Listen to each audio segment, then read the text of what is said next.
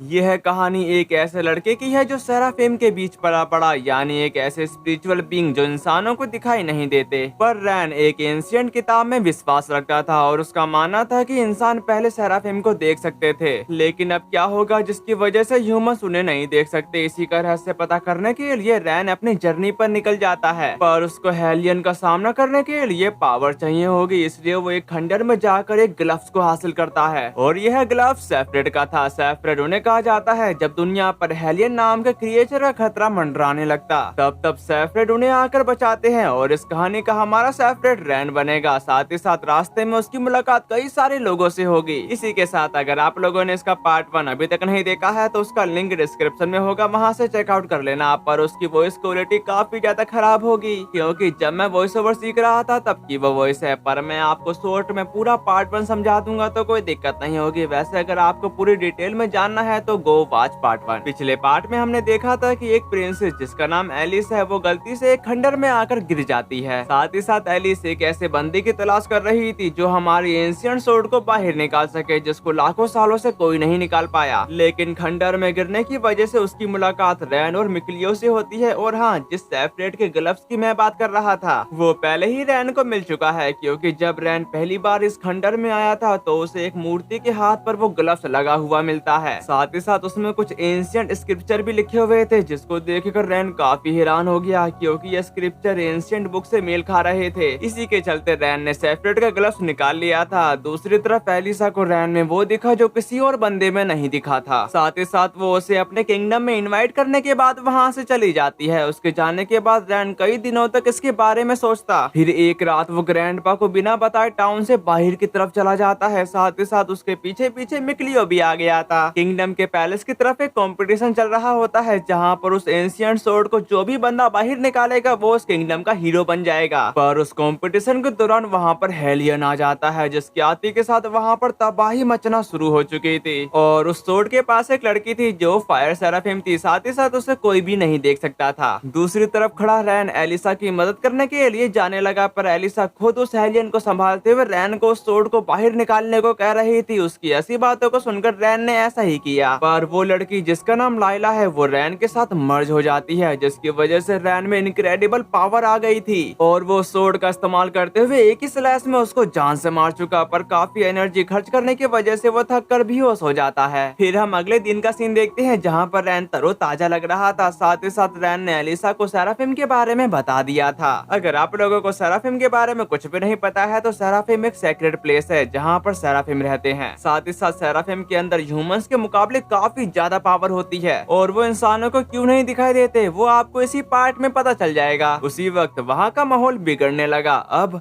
आगे पार्ट 2 की शुरुआत बिल्कुल उसी सीन से शुरू होती है, जहाँ पर उस तूफान को देखकर रैन काफी हैरान हो चुका था, क्योंकि उस टाइफून के अंदर एक ड्रैगन था। दूसरी तरफ रैन उस ड्रैगन के सामने डटकर खड़ा हो जाता है, क्योंकि वो किसी भी हालत में एलिसा को बचाना चाहता है। एलिसा भी रैन को उसके सामने देखकर परेशान हो चुकी थी, लेकिन वो ड्रैगन उनको नुकसान पहुँचाए बिना वहाँ से चला गया था, जो देखकर उनको कुछ भी समझ में नहीं आ रहा था। लेकिन वो काफी खुश थे क्योंकि उनकी जान बच गई। उसके जाने के बाद रैन कहता कि ड्रैगन काफी ज्यादा इवल होते हैं। ड्रैगन जब किसी किंगडम या स्मॉल सिटी में जाते हैं तो खून की नदियां बह जाती हैं। हे लाइला, क्या वह ड्रैगन भी मलावलेंस से बना था? मलावलेंस का मतलब हमारे अंदर से निकलने वाली नेगेटिव एनर्जी से है। इस पर लाइला बताती कि हाँ, मुझे ऐसा लगता है, पर मुझे अभी भी अपनी आंखों पर विश्वास नहीं हो रहा है। लेकिन वो ड्रैगन मलावलेंस से बना हो सकता है। जबकि एलिसा आते के साथ रैन का शुक्रिया अदा कर रही थी, क्योंकि उसने हमारे किंगडम लेडी लेक को बचा लिया। पर उनके सामने की तरफ काफी सारे लोग रैन को देखकर कह रहे थे, क्या तुमने देखा? तूफान चला गया। अरे सामने देखो, क्या वह सचमुच सेफ्रेड है? मुझे अभी भी अपनी आंखों पर विश्वास नहीं हो रहा कि सेफ्रेड ने ड्रैगन को भगा दिया।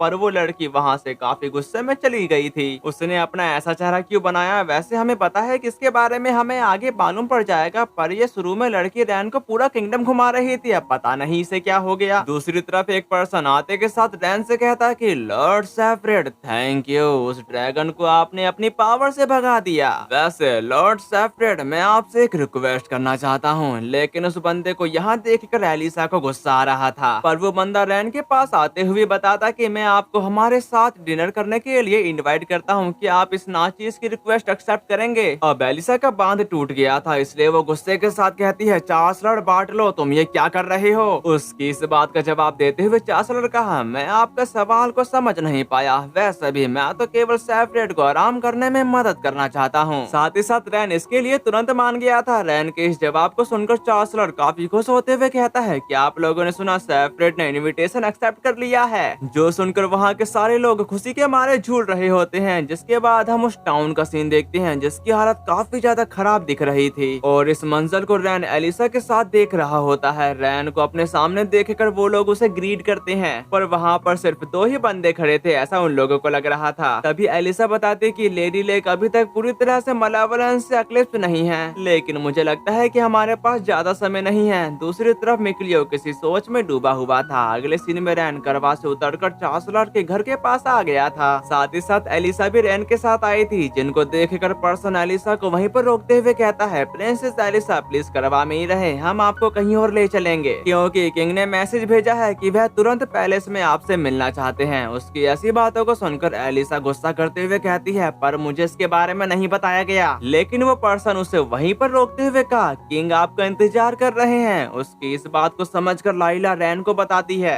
ऐसा लगता है कि वे एलिसा को यहाँ नहीं देखना चाहते। नेक्स्ट सीन में चांसलर रैन का स्वागत करते हुए कहता है, लॉर्ड सेफ्रेड, प्रिंसेस एलिसा के साथ आपका क्या रिश्ता है? इस पे रैन कहा कि वो मेरी अच्छी दोस्त है, हम एक दूसरे को लंबे समय से नहीं जानते, लेकिन मुझे लगता है कि हम एक अच्छे दोस्त हैं। देखो, क्या तुम्हें लगता है कि तुम और भी दोस्त बना सकते हो? तुम्हारा मतलब है तुम मुझसे दोस्ती करना चाहते हो? इसमें कोई दिक्कत है? नहीं, पर ये मेरा पहला जजमेंट नहीं था। उसकी ऐसी बातों को सुनकर चांसलर उसे टोस्ट करने को कहता है, जो सुनकर रैन ऐसा करने ही वाला था, पर मिक्लियो उसे रोकते हुए खुद उस ड्रिंक को चेक करने के बाद बताता है, यह ठीक है, तुम इसे पी सकते हो। इसी के साथ रैन वाइन पी लेता है, जो उसको काफी बढ़िया लगी। ये देखकर चांसलर का कहना है, ये आपको पसंद आई? यह हाईलैंड के फेमस प्रोडक्ट में से एक है। अनफॉर्चुनेटली हाल ही में डिजास्टर के कारण फसलें सीमित हो गई हैं। और लॉर्ड सेफ्रेड, अब आपके आगे क्या प्लान है? अगर कोई प्लान नहीं है तो हम आपके साथ कोऑपरेट करने में खुशी होगी। उनकी इस बात का जवाब देते हुए रैन कहता है कि मुझे माफ कर दो, मेरे पास पहले से ही प्लान है, मैं ड्रैगन के पीछे जाना चाहता हूँ। साथ ही मुझे नहीं पता कि मैं क्या करने के काबिल हूँ। अगर ड्रैगन ओमेन्स को रिप्रेजेंट करते हैं तो शायद यही दुनिया को बेहतर बनाने की है। उसकी ऐसी बातों को सुनकर चांसलर खामोश हो गया था। इसके बाद हम बाहर का सीन देखते हैं, जहाँ पर लोग टाउन की हालत सुधारने में लगे हुए थे, और वहीं पर एलिस भी काम कर रही थी। तभी वहाँ पर रैन उसे ढूंढते ढूंढते आ जाता है। अगले सीन में एलिस रैन से कह रही थी, सूरज ढल रहा है, हमें काम जल्दी से खत्म कर लेना चाहिए। पर रैन, मुझे मार्लेट के पास जाना होगा, यह किंग का सीधा ऑर्डर है। इस पे रैन पूछता है, क्या ये काम चांसलर का है? लेकिन एलिसा मना करते हुए कहती है, मुझे नहीं पता, लेकिन अगर ऐसा था भी तो मैं लोगों को प्लेग से इन्फेक्टेड नहीं रहने दे सकती। नेक्स्ट सीन में एक पर्सन चांसलर से कह रहा था, क्या सेफ्रेड को जाने देना ठीक था? उसकी इस बात का जवाब देते हुए चांसलर बताता कि अगर वह लेडी लेक को छोड़ना चाहता है तो खून बहाने की कोई जरूरत नहीं है। तभी वो पर्सन कहा कि जहाँ तक कि वार की तैयारी का सवाल है वो अभी तक चल रही है। इसके बाद यहाँ से रैन की तरफ आ गया था, जो घोड़े बेचकर सो रहा था। दूसरी तरफ मिक्लियो अभी भी जगा होता है। फिर वो लाइला से कहता है कि क्या मैं तुमसे बात कर सकता हूँ? आज मैंने रैन को देखा, फिर मैं सोच में पड़ गया। रैन सेफ्रेड है और बिना किसी हिचकिचाहट के सीधे उस डेस्टिनी की ओर आगे बढ़ रहा है।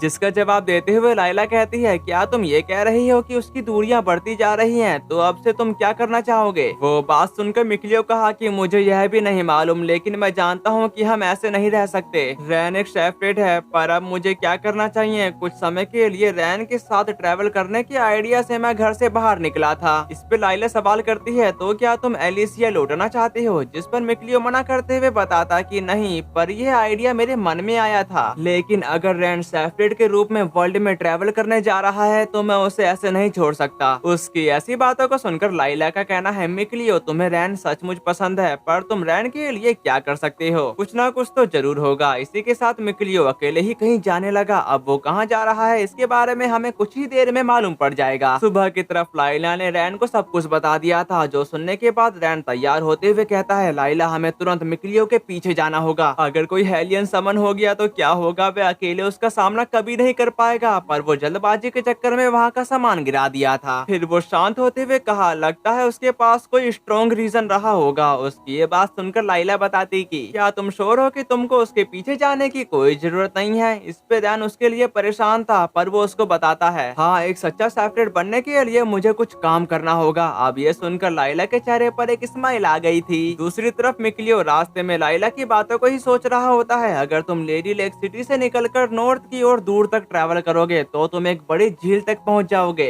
वहां तुमको गलाहाइट रून्स मिलेगा। अंदर की तरफ एक लेजेंडरी डिवाइन आर्टिफैक्ट होगा, वो मेरे लिए होली ब्लेड जैसा ही है। अगर तुम उसे हासिल कर सको, पर मिक्लियो होली ब्लेड से रैन की मदद कर सकता है तो वो उसे जरूर हासिल करेगा। तभी यहाँ सीन लेडी लेक की तरफ आ गया था, जहाँ पर रैन एलिसा से कहता है, तो तुम जा रही हो? जिसके जवाब पर एलिसा कही कि प्लेग हमारा इंतजार नहीं करेगा, इसलिए मेरे को जाना होगा। तभी रैन एलिसा को एक डिवाइन डैगर देते हुए कहता है, मुझे माफ कर दो कि इसे देने में इतना समय लग गया। मिक्लियो को यह रून्स में मिला था, जिसको लेने के साथ एलिसा उसका शुक्रिया अदा करते हुए बताती है, मैं काफी खुश हूँ, यह मेरे लिए काफी कीमती है। वैसे रैन, अगर पॉसिबल हो तो क्या तुम हमारे साथ कम से कम कुछ दूरी तक हमारे गार्ड के रूप में चल सकते हो? इसके लिए रैन पूरी तरह से तैयार हो गया था। फिर यहाँ से शिफ्ट होकर जंगल की तरफ आ जाता है, जहाँ पर रैन गार्ड के तौर पर एलिसा के साथ घोड़े पर चल रहा था। तभी हम पास्ट की तरफ आते हैं, जहाँ पर एलिसा रैन को समझा रही होती है, पहली बार लोगों ने ड्रैगन देखा है। एक लेजेंडरी बीस्ट ने रियल वर्ल्ड के सामने खुद को एक्सपोज किया। जिस पे रैन सवाल करता है, तो क्या इस लेजेंड में क्लू छिपे हैं? इस पे एग्री करते हुए एलिसा बताती कि रेफाल के स्पिरिट की एक खड़ी पहाड़ी है जो ड्रैगन लेजेंड्स में कई बार दिखाई देती है। ये सब सुनने के बाद रैन कहता है, ठीक है, मैं वहाँ जाऊंगा। जिसके बाद हम प्रेजेंट की तरफ आते हैं, जहाँ पर एक क्रिएचर उनके पीछे पीछे आ रहा था, जो देखकर एलिसा उसको इसके बारे में बताती है। यह एक ट्रेजेलोंग्स है, जो इस जंगल का एक यूनिक क्रिएचर है, और चिंता मत करो, यह हमें कोई नुकसान नहीं पहुँचाएगा। जो सुनकर रैन खुश हो गया था। अगले सीन में मिक्लियो अपने सफर को जारी रखे हुए था, पर वो एकदम से रुक जाता है, क्योंकि उसको ऐसा लग रहा था कि कोई उसका पीछा कर रहा है। इसलिए मिक्लियो तेजी से भागने लगा, जो देखकर वो क्रिएचर उसका पीछा करने लगता है।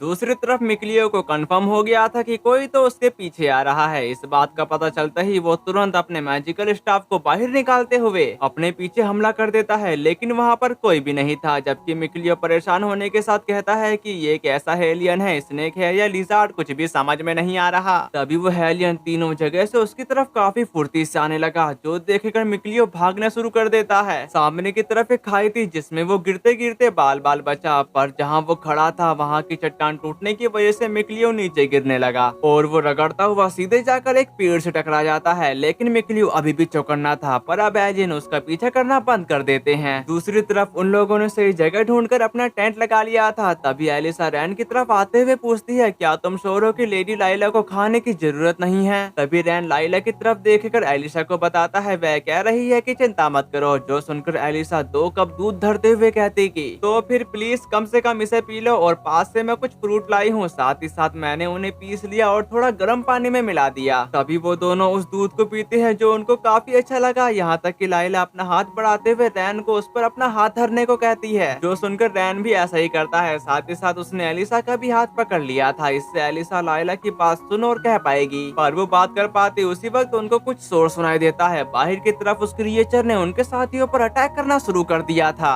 दूसरी तरफ रैन उस क्रिएचर को अच्छे से देख पा रहा था कि यह तो एक हेलियन है। जिसके बाद हेलियन एक बंदे को जान से मारने के लिए जाने लगा, जो देखकर रैन आगे बढ़ते हुए अपने सोर्ड के एक ही वार से उस हेलियन का भूत उतार देता है और उसके अंदर फंसा हुआ ट्रेजेलोक्स दुम दबाकर वहाँ से भाग गया था। वहाँ के इस मंजर को देखकर सारे लोग काफी खुश दिखाई दे रहे थे। अगले सीन में वो लोग अपना सफर कंटिन्यू करते हैं, जबकि एलिसा रैन से कहती है कि 2 विलेज से गुजरने और एक बड़ी नदी पार करने के बाद हम मार्लेट पहुँच जाएंगे। वह जगह लेडी लेक के बाद दूसरी सबसे बड़ी है। उस सिटी में लोगों का व्यवहार काफी अच्छा है और नेशन में इसकी लिटरेसी रेट सबसे ज्यादा है। पर मुझे यकीन नहीं है कि डॉक्टरों के एक ग्रुप को वहाँ ले जाकर हम कितना कुछ कर सकते हैं। वो ऐसा इसलिए कह रही है क्योंकि लेडी लेक में प्लेग की बीमारी फैलती जा रही है, इसलिए उसके इलाज के लिए एलिसा मार्लेट किंगडम में आई है। उसी वक्त एलिसा रैन से सवाल पूछती है, तुमने पहले कहा था कि तुमने अभी एलिसिया नहीं छोड़ा। उसके इस सवाल का जवाब देते हुए रैन बताता कि जब मैं बचा था तब बहुत बड़ी आग लगी थी और दादाजी ने मुझे उससे बचाया था। उस दिन से मैं एलिसिया में रह रहा हूँ। जो सुनकर एलिसा कहती है, मैं उनसे बात नहीं कर पाई, लेकिन वह जरूर एक महान पर्सन होंगे। ये सब जानने के बाद रैन कहा कि मुझे लगता है कि हम सब उनके आशीर्वाद से सेफ थे। अब जब मैं यहाँ हूँ तो मुझे पता है कि यह कितना जरूरी है। तभी एलिसा उससे पूछती है, रैन, तुम एक इंसान हो है ना, तो क्या तुम हमेशा से सेराफिम को देख पाते थे? उसकी इस बात का जवाब देते हुए रैन का कहना है, दादाजी ने कहा कि मैंने उनके साथ रहकर ऐसा करना सीखा। इस पे एलिसा बोलती कि मैं सेराफिम के बारे में और जानना चाहती हूँ, क्या तुम मुझे सिखा सकते हो? जिस पर एग्री करते हुए रैन बताता है, सेलेस्टियल रिकॉर्ड भी कहता है कि एंशिएंट टाइम में ह्यूमन सेराफिम को देख और सुन सकते थे और एक साथ रह सकते थे। हर एक टाउन में सेराफिम थे, जैसे अर्थ, विंड, वाटर और फायर। हर एक लैंड, विंड, रिवर और लाइफ को सहारा देता है। सेराफिम मोस्ट पावरफुल नहीं है, इसलिए उनकी अपनी ताकत और कमजोरियां हैं। लाइला फायर की एक सेराफिम है, मिकलियो वाटर को कंट्रोल करने में अच्छा है। ये सब जानने के बाद एलिसा कहती कि लेकिन अब हम सेराफिम को देख और सुन नहीं पा रहे हैं, क्या केओस का यह एरा इस तरह आया है? उसकी इस बात का जवाब देते हुए रैन बताता है, दादाजी ने कहा कि लोगों ने सेराफिम के प्रति अपने आदर सम्मान को खो दिया है। इसके बजाय लोग एक दूसरे पर शक करने लगे और एक दूसरे से ही लड़ने लगे। जिस बात का जवाब देते हुए एलिसा बोली, लेकिन क्या इसका मतलब यह है कि यह विपत्तियां हम पर खुद ही लाई गई? इस पे रैन बताता कि इसके बारे में मुझे नहीं पता, लेकिन यह सच है कि दुनिया मलेवोलेंस से भरी हुई है और कैलेमिटी और भी ज्यादा खतरनाक हो सकती है। वो बात सुनकर एलिसा का कहना है, तुमने एलिसिया में कहा था कि तुम एक ऐसी दुनिया बनाना चाहते हो जहाँ ह्यूमन और सेराफिम एक साथ रह सके। उसकी इस बात पर रैन पूरी तरह से एग्री था और वो समय भी आ गया जब दोनों के रास्ते अलग अलग हो चुके, क्योंकि रैन को अब कहीं और जाना है। अगले सीन में मिकलियो लाइला के कहीं मुताबिक रून्स के काफी करीब आ गया था, पर वो रून्स हिडन है, इसलिए उसको ढूंढना आसान नहीं होगा। दूसरी तरफ रैन रेफाल्के की ओर जाने लगा। नेक्स्ट सीन में मिकलियो वहीं पर बैठकर आराम करने लगता है, पर अगले दिन उसे वो हिडन रून्स दिख जाता है जो पानी में डूबा हुआ था। अगर आप लोगों ने मेरी वीडियो को यहाँ तक देख लिया है तो मुझे पक्का यकीन है कि आपको यह वीडियो काफी ज्यादा पसंद आ रही है, तो फटाफट से इस वीडियो को हाइप कर दो। अगर आप लोगों ने लाइक और कमेंट कर दिया तो मैं इस वीडियो को इतना तेजी से लाऊंगा जैसे कि मेरी रेल गाड़ी छूट रही हो।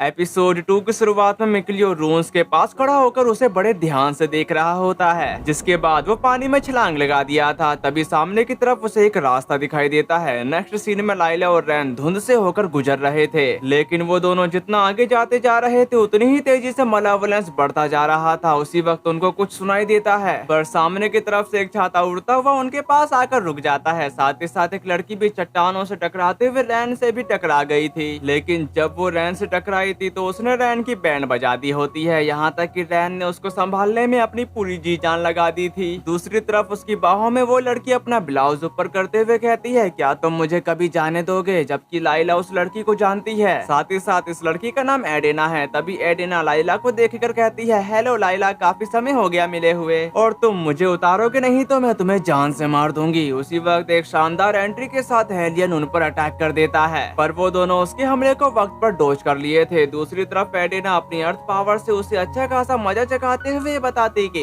मुझे कुछ फील हुआ था, इसलिए मैं बस चेक करने आई थी। दूसरी तरफ रैन हमें बचाने के लिए उसका शुक्रिया अदा करता है, पर वो हेलियन अभी तक मरा नहीं था, जो देखकर रैन तुरंत अपनी सोर्ड को बाहर निकालते हुए लाइला को कवर देने को कह रहा था, जिसके बाद वो खुद उसका सामना करने के लिए चला गया, जहाँ पर वो उसे बार बार हिट करता है, लेकिन हेलियन पर इसका ज्यादा असर नहीं हुआ। उसको फाइट करता देखकर एडेना कही तो वह सचमुच में एक सेपरेट है। दूसरी तरफ एलियन रैन पर एक ब्रूटल अटैक करने ही वाला था, जो देखकर लाइला उस पर अटैक करके रैन को बचा लेती है, लेकिन रैन काफी हैरान हो गया था, क्योंकि इतने सारे हमले करने के बावजूद भी वो उसका बाल तक बाका नहीं कर पा रहे थे। तभी लाइला उसको बताते कि ऐसी बात नहीं है, मलेवोलेंस काफी ज्यादा स्ट्रॉन्ग है। जबकि दूसरी तरफ एक पर्सन अपनी गन के साथ उस पर अटैक कर चुका। उस हमले की वजह से हेलियन ब्लू फ्लेम में जलने लगा। कुछ देर भुनने के बाद हेलियन आखिर में गिरकर मारा गया। उसके डिसअपीयर होते ही वो दोनों काफी हैरान हो गए थे, क्योंकि उसका खात्मा उन लोगों ने नहीं किया। तभी वो बंदा सामने आते हुए कहता है, यह तो शर्मनाक बात थी लड़के, और इस मुस्टंडे का नाम जावेद है। फिर जावेद उसकी तरफ बढ़ते हुए कहा, तो क्या ये लड़का नया शेफरेड है? साथ ही साथ हेलियन हेल से बिलोंग करता है, इसलिए उसको उसकी जगह पर पहुंचाना मेरा काम है। ये बात सुनकर लाइला उसके वेपन के बारे में रैन को बताती है। उसके पास एक स्पेशल टूल है जो हेलियन को मार सकता है, साथ ही उसके लिए गोला बारूद की भी जरूरत नहीं है। उसकी ऐसी बातों को सुनकर जावेद कहता है, यह एक यूनिक चीज है और मेरा अनमोल साथी। तभी रैन गुस्सा करते हुए कहता कि क्या मारना ही तुम्हारा स्टाइल है? हम उसे बिना मारे भी बचा सकते थे। रैन की ऐसी बातों को सुनकर जावेद हंसते हुए कहा, क्या बात है सर, सेफरेट हमेशा से आदर्श स्टूडेंट रहे हैं, लेकिन क्या आप जानते हैं डेथ कभी कभी मोक्ष का एक रूप ले सकती है। अब ये सुनकर रैन को उस पर काफी ज्यादा गुस्सा आ रहा था। तभी एडेना जावेद को बताती है कि मैंने तुमसे कहा था कि इस जगह से दूर रहो। इस पे जावेद बोलता कि और मैंने तुमको बताया था एडेना, जब तक मैं मैं उसे मार नहीं दूंगा तब तक वह आना बंद नहीं करेगा। पर एडेना उसे अकेला छोड़ने को कह रही थी। दूसरी तरफ से कोई सबसे खतरनाक चीज उनकी तरफ बढ़ रही होती है। इसका एहसास जैसे ही रैन को होता है तो वो काफी घबरा गया था और वो उनके जितना करीब आ रहा था उतनी ही तेजी से वहाँ का मलेवलेंस काफी तेजी से इनहेंस होने लगता है। जिसके बाद एक खौफनाक ब्लैक ड्रैगन उनके सामने आ गया था। उस ड्रैगन को देखकर एडिना उसको ब्रदर कह के पुकारती है। ब्रदर सुनकर रैन और लाइला काफी शॉक्ड हो चुके थे। तभी जावेद बताता है हाँ वह ड्रैगन एडिना का बड़ा भाई है और इसका नाम आइजेन है। दूसरी तरफ ब्लैक ड्रैगन रोर करते हुए उनकी तरफ धीरे धीरे आ रहा था। उसको अपनी तरफ आता देखकर जावेद उन सबसे कहता है तुम यहाँ से चले जाओ अगर तुम ड्रैगन का खाना नहीं बनना चाहते। जबकि रैन लाइला से कह रहा था हमें उसे आर्मटाइज करना होगा, अगर वह पहले सेराफिम था तो हम उसे प्यूरिफाई कर सकते हैं। पर लाइला उसे ऐसा करने को मना कर रही थी। दूसरी तरफ ब्लैक ड्रैगन अपने पंजे से रैन पर अटैक कर दिया जो देखकर जावेद वक्त पर आते के साथ उसे बचा लेता है। साथ ही साथ वो उससे कह रहा था क्या तुम नहीं जानते फुल्ली मैनिफेस्टेड ड्रैगन को प्यूरिफाई नहीं किया जा सकता। उसकी ऐसी बातों को सुनकर रैन परेशान होते हुए कहता है वो एडिना का भाई है, क्या सचमुच हम कुछ भी नहीं कर सकते। तभी वहाँ पर एडिना आते के साथ बताती कि हम कुछ भी नहीं कर सकते, मैंने कई रास्ते ढूंढने की कोशिश की लेकिन कोई रास्ता नहीं मिला।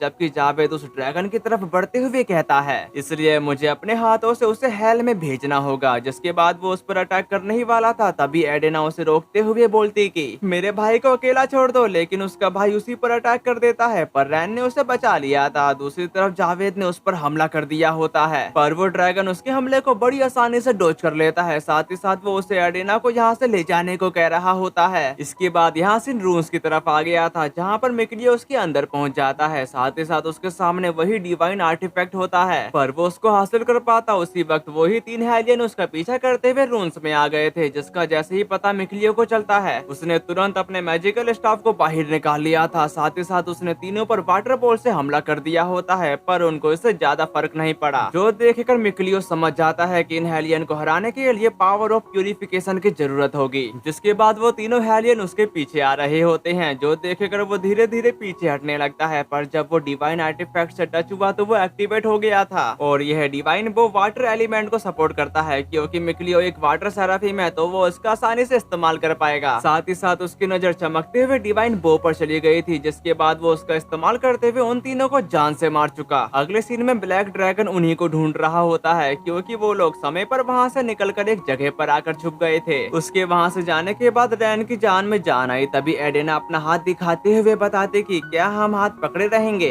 जो देखकर रैन उससे माफी मांगते हुए अपना हाथ हटा देता है जबकि एडिना खुद को शांत करते हुए कहती है तो तुम क्या चाहते हो और तुम यहाँ पर क्यों आए हो। इस पे मिकलियो बताता कि हमने लेजेंड के मुताबिक उनको फॉलो किया। उसकी ऐसी बातों को सुनकर एडिना का कहना है तो क्या तुम ड्रैगन स्लेयर के रूप में फेम पाना चाहते हो। जिस बात पर लाइला मना करते हुए कहती कि एक ड्रैगन लेडी लेक के पास आया था इसलिए हम उसके बारे में पता करना चाहते हैं। जो सुनकर एडिना बोली सिटी में एक ड्रैगन पर वो मेरा भाई नहीं था, इसके बारे में रैन अच्छे से वाकिफ है। तभी एडिना सवाल करती है फिर तुम यहाँ किस लिए आए हो। उसकी इस बात का जवाब देते हुए रैन बताता कि मुझे जानना था क्योंकि लोग कहते हैं कि हमारी दुनिया केओस के एरा में है। अगर ड्रैगन डिस्ट्रक्शन को रिप्रेजेंट करता है तो शायद उसमें से एक का पता लगाना, इससे मुझे उस वर्ल्ड के बारे में जानने में मदद मिल सकती है। अब मैं सेपरेट बन गया हूँ इसलिए मुझे सीखना होगा। जिस बात पर एडिना कही अच्छा ऐसा है, खैर अब तो तुम्हें पता चल गया है कि ड्रैगन कैसे होते हैं तो अब घर जाओ। वो बात सुनकर रैन कहा कि हाँ मैंने इसके बारे में सीखा लेकिन अब मैं सोच रहा हूँ कि हम तुम्हारे भाई को कैसे बचा सकते हैं।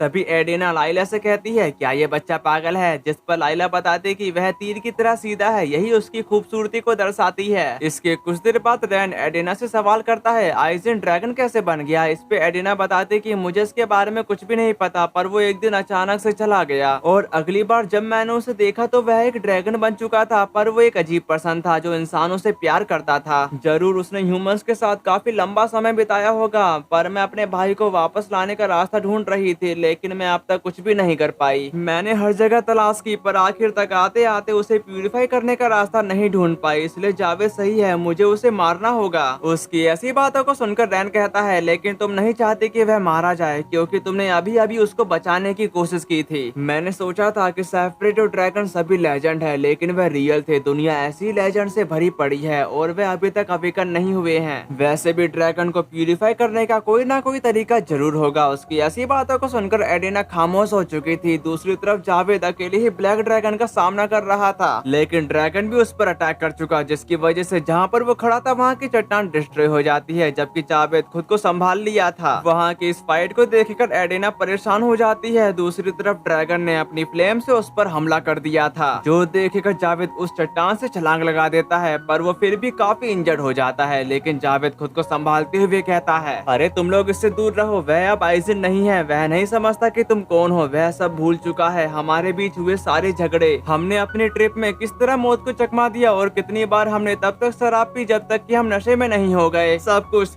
तुम सब कुछ भूल गए। पर ड्रैगन को इन बातों का कोई भी असर नहीं हो रहा था। उसने तुरंत अपनी फ्लेम से जावेद पर अटैक कर दिया, जो देखकर एडिना अपने भाई को रुकने को कह रही थी। दूसरी तरफ रैन लाइला से कहा, मुझे तुम्हारी मदद चाहिए, पर लाइला कहती है ड्रैगन को प्यूरिफाई नहीं किया जा सकता। लेकिन रैन खुद को ट्रांसफॉर्म करते हुए कहता है, मुझे पता है, लेकिन मैं फिर भी कुछ करना चाहता हूँ। जो कहते ही वो काफी तेजी से ब्लैक ड्रैगन की तरफ बढ़ने लगा और वहाँ पर पहुँचने के साथ एक स्लैश ड्रैगन पर चल दिया। उस अटैक की वजह से ड्रैगन बुखला गया था, पर रैन अब काफी ज्यादा कूल दिख रहा है। दूसरी तरफ इस नजारे को एडिना भी देख रही थी, जिसके बाद रैन ने ड्रैगन पर हमला करना शुरू कर दिया और उन दोनों के टकराव का प्रेशर इतना ज्यादा था कि एडिना भी पीछे होने पर मजबूर हो चुकी। लेकिन एडिना अपनी परवाह न करते हुए आइजिन को ही याद कर रही थी और वो टेडी आइजिन नहीं दिया था जो उसके छाते में लगा हुआ है। साथ ही साथ आइजिन दो लॉकेट के कलर को कंबाइन करके एडिना के गले पर पहना देता है और उसका भाई उसको अपनी जान से भी ज्यादा प्यार करता था, पर वो एक दिन एक लेटर में टेडी छोड़कर चला गया। जबकि दूसरी तरफ रैन उसको इंजर्ड करने की अपनी पूरी कोशिश कर रहा था। उसी वक्त ब्लैक ड्रैगन आग बबूला होते हुए रैन पर अपनी फ्लेम से हमला कर देता है, पर रैन साइड में हटकर उसके अटैक से बच गया था। साथ ही साथ उसका साथ जावेद भी दे रहा होता है, पर अब देखने से ऐसा लगता है कि अब वो दोनों उसको ज्यादा देर के लिए नहीं संभाल पाएंगे। लेकिन रैन पीछे हटने को तैयार नहीं था। उसने एक जोरदार हमला ब्लैक ड्रैगन पर चल दिया, पर इसके अपोजिट वो रैन को ही इंजर्ड करके दूर फेंक देता है। साथ ही साथ उसने एक और अटैक उस पर कर दिया, जिसकी वजह से रैन की हालत काफी ज्यादा खराब हो चुकी थी। उसको अपना फॉर्म बनाने में भी दिक्कत हो रही होती है, यहाँ तक कि उनकी उम्मीदें धीरे धीरे टूट रही थी। साथ ही साथ जावेद और रैन फाइट करने की हालत में नहीं थे। उसी वक्त एडिना सामने आते हुए कहती है, भाई रुक जाओ, दूसरों को दर्द पहुंचाना बंद करो। उसकी बेवकूफों वाली हरकतों को देखकर जावेद चिल्लाते हुए एडिना को बताता कि तुम वहाँ से जल्दी हट जाओ, पर वो वहाँ से हट नहीं रही थी। तभी आइजिन ने उसके नीचे की चट्टानों को डिस्ट्रॉय कर दिया। साथ ही साथ उसे जान से मारने के लिए अपनी फ्लेम को तैयार करने लगा। अपने सामने इस खौफनाक मंजर को देखकर रैन चिल्लाते हुए उसे बचाने के लिए काफी फुर्ती से जाने लगा। साथ ही साथ जावेद भी एडिना की तरफ ही बढ़ रहा था।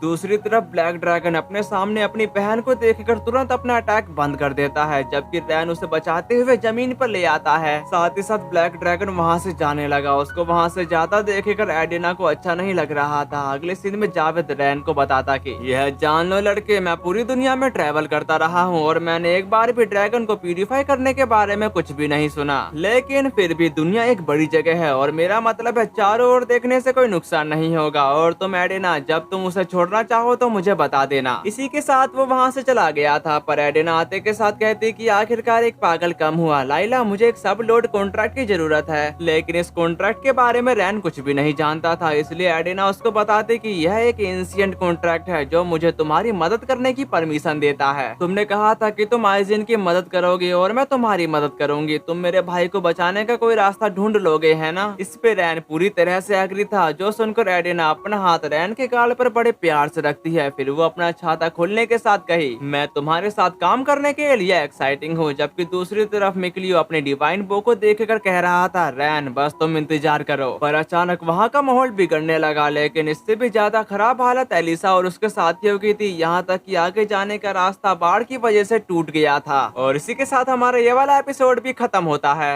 नेक्स्ट एपिसोड की शुरुआत बिल्कुल उसी सीन से शुरू होती है जहां पर हमारा एपिसोड 8 खत्म हुआ था, जहां पर एलिसा के मास्टर उससे कह रही थी हमारे पास मार्गरेट तक पहुंचने का कोई रास्ता नहीं है, पर एलिसा को किसी भी हालत में वहां पर मेडिसिन पहुंचानी ही होगी वरना वहां के लोग धीरे धीरे मरने लगेंगे। इस पे उसकी मास्टर कह रही थी इस पानी के कारण हम बोट को उस पार नहीं ले जा सकते। तभी एलिसा को कोई रास्ता दिखता है, जो देखने के बाद वो टेंट की तरफ भागने लगी। साथ ही साथ उसमें से एक मैप बाहर निकालते हुए कहती है इतनी बड़ी नदी नदी में दूसरा रास्ता जरूर होगा, ये रहा। इसी के साथ वो अपने कुछ साथियों के साथ तुरंत उसकी ओर जाने लगी थी। जाते समय एलिशा परेशान होते हुए बोली, हमें जितनी जल्दी हो सके मार्रेट पहुंचना ही होगा। इसके बाद यहाँ से उन्हीं तीनों की तरफ आ गया था, जहाँ पर एडेना रैन से कह रही थी, बस याद रखो तुमने मेरे भाई को बचाने का वादा किया था। अगले सीन में मिक्लियो अब रैन की तरफ बढ़ना शुरू कर देता है। दूसरी तरफ रात हो चुकी, जहाँ पर रैन अपनी एंशिएंट बुक पढ़ रहा होता है। तभी एडेना रैन से कहती कि क्या इसी रीजन से तुम रोलांस जाना चाहते हो।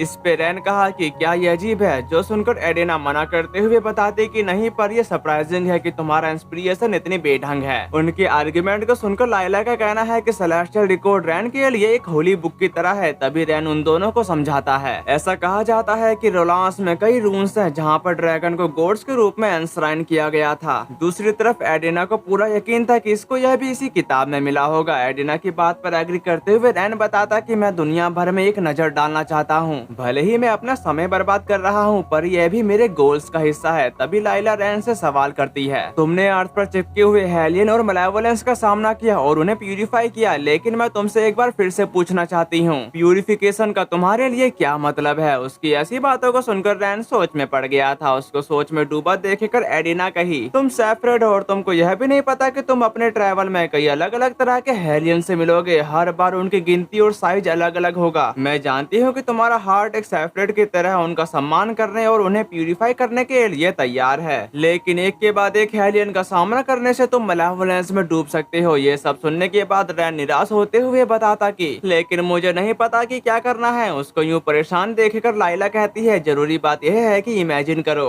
तभी उसको डेमो दिखाने के लिए लाइला अपना एक तालिस्मान बॉम्ब फायर में डाल देती है, जिसकी वजह से फायर का साइज इनहेंस हो गया था। फिर लाइला रैन से कही, इस फ्लेम को हेलियन के रूप में सोचो और इसे प्यूरिफाई करने की कोशिश करो। तुमको बस मलेवोलेंस को समझना होगा। तुम एक सेपरेट हो, इसलिए तुम्हें अपना जवाब खुद ही ढूंढना चाहिए। जिसके बाद रैन उस फ्लेम पर अपनी सोर्ड से हमला कर दिया था, पर वो फिर से क्रिएट हो जाता है। जो देखकर रैन हैरान जरूर हुआ था, लेकिन वो उस पर कई सारे अटैक कर देता है, जिसकी वजह से फ्लेम का साइज पहले से भी ज्यादा बढ़ गया था और वो और ज्यादा बढ़ पाता। तभी लाइला ने अपना तालिस्मान वापस ले लिया था। अब ये सब करने के बाद रैन को जवाब तो नहीं मिलता, पर वो काफी थक जाता है। तभी लाइला उससे कहती कि तुमने पहले कभी किसी हेलियन पर्सन को प्यूरिफाई नहीं किया है ना, तो तुमको इसके लिए ट्रेनिंग की जरूरत होगी। फिर वो अपने मन में कही, जैसा कि मैंने सोचा था, सेपरेट के रूप में रैन की एबिलिटी बहुत ज्यादा है, लेकिन यह इसे जरूरतमंद लोगों की सहायता करने के लिए बहुत ही प्योर डिजास्टर से सहज है, जो इसे कमजोर बनाती है। मिक्लियो, मुझे डर है कि हमें काफी जल्दी तुम्हारी जरूरत पड़ने वाली है। एक और बात, ये आपको पता ही होगा, रैन लाइला को अपने साथ मर्ज करके उनकी पावर का इस्तेमाल कर सकता है और यह सिर्फ सेपरेट ही कर सकते हैं। लेकिन रैन सिर्फ लाइला की पावर का इस्तेमाल नहीं कर सकता, वो और भी सेराफिम की पावर का इस्तेमाल कर सकता है। इसमें अभी के लिए लाइला, मिक्लियो और एडेना शामिल है। दूसरी तरफ मिक्लियो एक दरख्त के पास आराम फरमा रहा होता है। उसकी साइड में एक छुटकू चिल्लाते हुए भाग रहा था, क्योंकि उसके पीछे एक हेलियन पड़ गया है। उसी वक्त मिक्लियो अपने डिवाइन बॉ से उस पर अटैक करते हुए कहता है, ये तो नॉर्मिन का सेराफिम है। दूसरी तरफ वो हेलियन अभी तक मरा नहीं था, पर वो उसके अटैक की वजह से गुस्सा जरूर हो जाता है। उसको इतना गुस्से में देखकर नॉर्मिन अपनी पावर को मिक्लियो में ट्रांसफर कर देता है और उसके एक ही शॉट में हेलियन पेड़ों से टकराते हुए दूर एक खाई में जा गिरा। अपनी ऐसी पावर को देखकर मिक्लियो भी सदमे में चला गया था।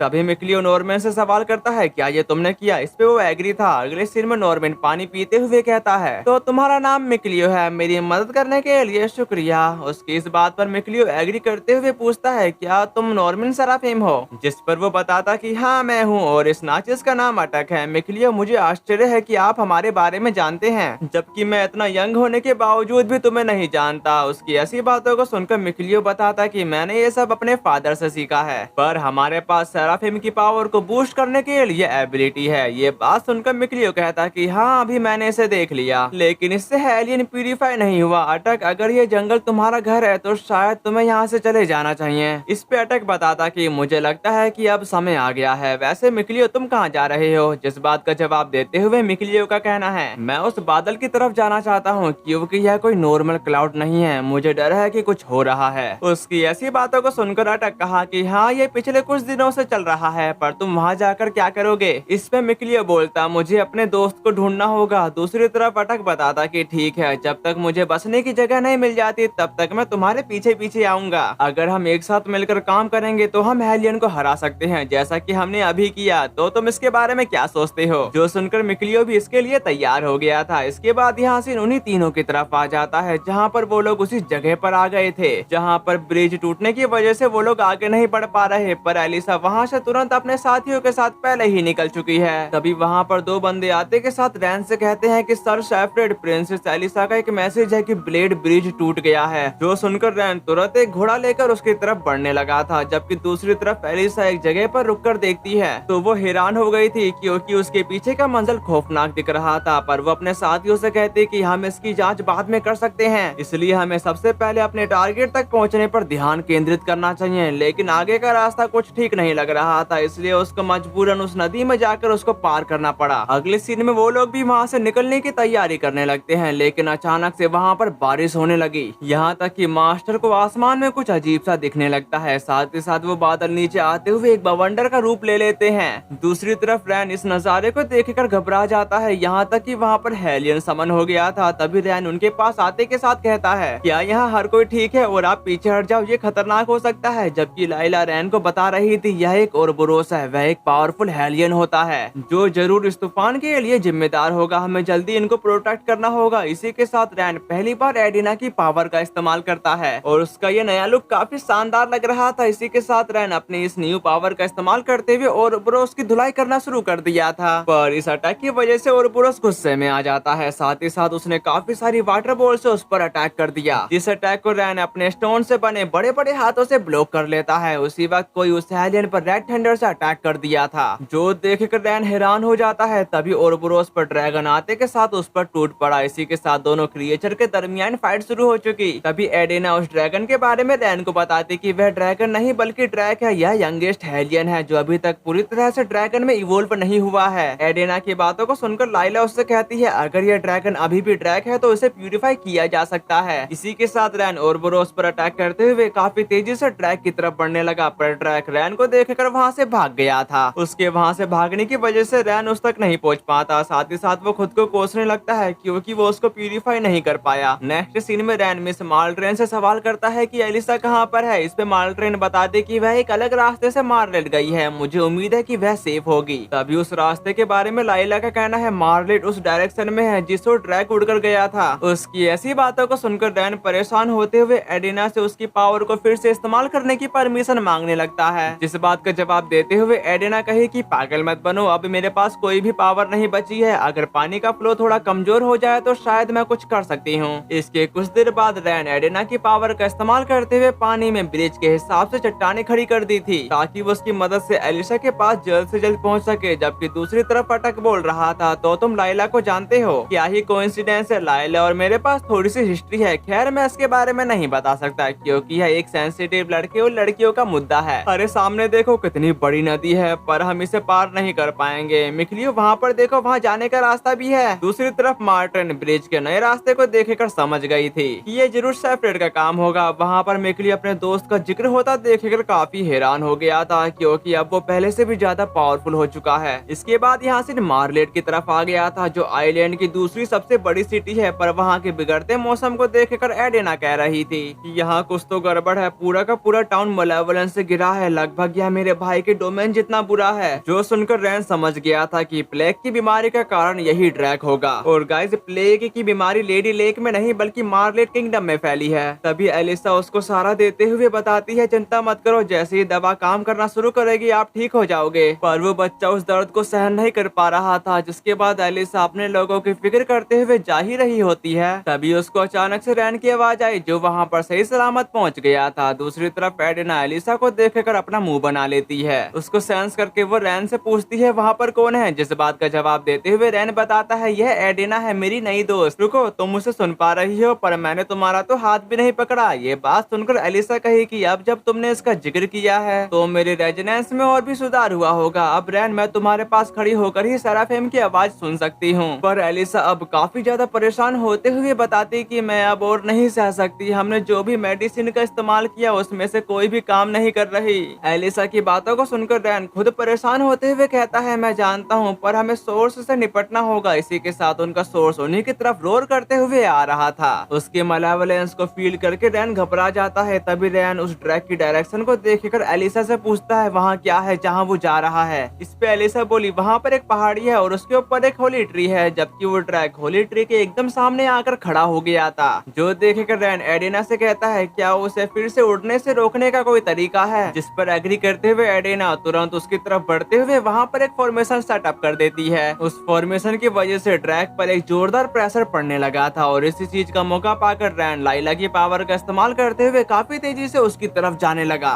जिसका पता ट्रैक को भी पड़ गया था। इसलिए वो उस फॉर्मेशन को डिस्ट्रॉय करते हुए वहाँ से भागने की कोशिश करने लगता है। अब ये देखकर रैन एकदम हैरान हो गया था, जबकि एडेना बता रही थी वह पिछली बार से ज्यादा पावरफुल बन गया है, वह ड्रैगन बनने की कगार पर है। अगर ऐसा हुआ तो मार्लेट पूरा खत्म हो जाएगा। दूसरी तरफ ड्रैक अपने फ्लेम से उन पर हमला कर चुका। नेक्स्ट सीन में मिक्लियो मार्लेट किंगडम में पहुंच गया था, पर वहां पर ज्यादा मलेवोलेंस होने की वजह से वो सांस नहीं ले पा रहा। तभी उसकी नजर सामने की तरफ चली जाती है, जहां पर रैन और ड्रैक आपस में भिड़ रहे थे। इस खौफनाक नजारे को देखकर अटक हैरान होते हुए कहता है ये तो ड्रैक है। उसका ये कहना ही था तभी वहाँ पर काफी सारे हेलियन आ गए थे, जिन हेलियन को देखकर अटक तुरंत अपनी पावर को मिक्लियो में ट्रांसफर कर देता है। नॉर्मन पावर मिलते ही मिक्लियो ने उसको एक ही बारी में खत्म कर दिया था। उसको मारने के बाद वो तुरंत रैन की तरफ जाने ही वाला था, पर वहाँ पर और भी हेलियन आ जाते हैं। दूसरी तरफ रैन ड्रैक के हमलों को ब्लॉक करते करते थक गया था। तभी लाइला उसको बताती है अगर मिक्लियो यहाँ पर होता तो काफी सपोर्ट मिल जाता, लेकिन वो एक डिवाइन आर्टिफैक्ट लेने गया था जो एक बो है। अगर वो हमारे पास होता तो इसको प्यूरिफाई करना काफी ज्यादा आसान हो जाता। लाइला की बातों को सुनकर रैन बताता है मिक्लियो आएगा,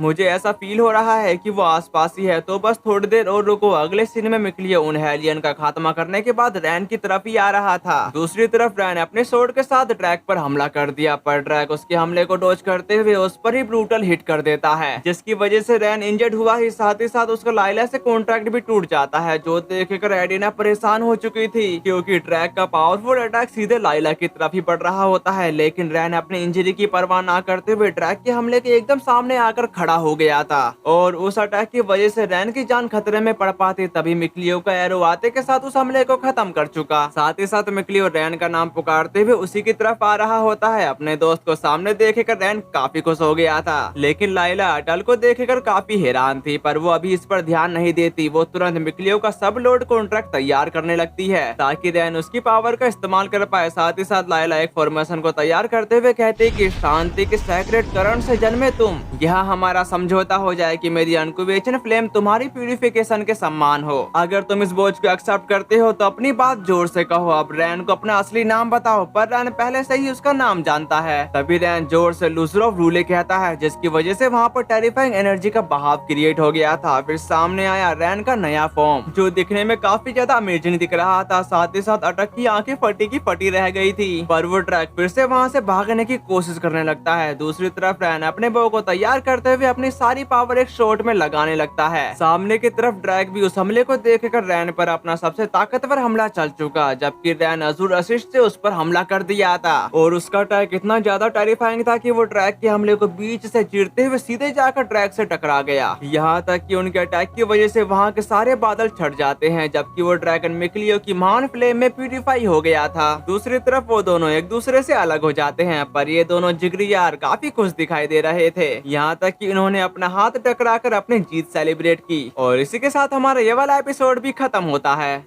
एपिसोड 10 की शुरुआत में रैन मिक्लियो से कह रहा था मुझे पूरा यकीन था कि तुम यहीं पर हो। इस पे मिक्लियो कहा कि ओके मुझे पता था कि तुम मेरे बिना कुछ भी नहीं कर पाओगे, लेकिन रैन तुम स्ट्रॉन्ग हो गए हो। इसके बाद यासिन टनल के बाहर की तरफ आ गया था, जहाँ पर लाइला एडिना को बताती कि वाटर सप्लाई को प्यूरिफाई करना मार्रेट के रीएस्टैब्लिश की है। फिर हम उस टनल के अंदर का सीन देखते हैं, जहाँ पर मिक्लियो और रैन उस टनल के अंदर से कहीं जा रहे थे। तभी रैन कहता है हवा खराब होती जा रही है, ऐसा फील हो रहा है कि आगे जाकर हमें सांस लेने में दिक्कत होने लगेगी। पर मिक्लियो रैन से कहता है चलो प्यूरिफिकेशन को यहीं पर शुरू कर लेते हैं। साथ ही साथ मिक्लियो ने इसका रिचुअल करना शुरू कर दिया था। तभी रैन उसका साथ देते हुए बोला कि पानी हम सबकी माँ है जो हमें प्यूरिफिकेशन की पावर प्रदान करती है। इसी के साथ वहाँ के पानी में टेरिफाइंग का बहाव क्रिएट होने लगा और उसके प्रेशर की वजह से एडेना और लाइला पूरी तरह से हिल जाते हैं। जो सब करने के बाद रैन कह रहा था पानी बहता रहता है इसलिए इसका कोई एंड नहीं है, पर हमें खराब पानी को प्यूरिफिकेशन करना ही होगा। पर मुझे पता था कि तुम इसे कर लोगे? जिस बात का जवाब देते हुए मिकलियो कहता है, ये काम हम पिछले 3 महीनों से कर रहे हैं। जो सुनकर रैन कहा, पानी में जुड़े होने के कारण ही हम इतनी प्रोग्रेस कर पाए हैं। अगर केवल मेरी बात होती तो मैं 1 महीने में इतनी दूर तक नहीं पहुंच पाता। इसके बाद वो दोनों बाहर की तरफ आ गए थे, जहाँ पर लाइला का कहना है, हम इस बारे में बात कर रहे थे कि तुम कितने सेपरेट जैसे हो गए हो, है ना एडेना? जिस पर एडेना भी एग्री थी। रास्ते में उन्हें कुछ लोग दिखाई देते हैं जो सेपरेट को ग्रीट करने लगे थे, जो देखकर रैन भी उनके पास चला जाता है। जिसके बाद यहाँ से एक जगह की तरफ आ गया था जहाँ पर एक बंदा था, शायद इसी ने इन्हें यहाँ पर बुलाया होगा। तभी रैन उसकी हालत के बारे में पूछता है। इस पर रोहन बताता कि अब मैं काफी बेहतर हूँ, ये सब तुम्हारी वजह से हुआ है। मुझे मार्लेट को प्रोटेक्ट करने वाला सेराफिम बनना था। फिर हम उसी सीन की तरफ आते हैं जहाँ पर रैन ने ड्रैक पर अपना सबसे खतरनाक अटैक चल दिया था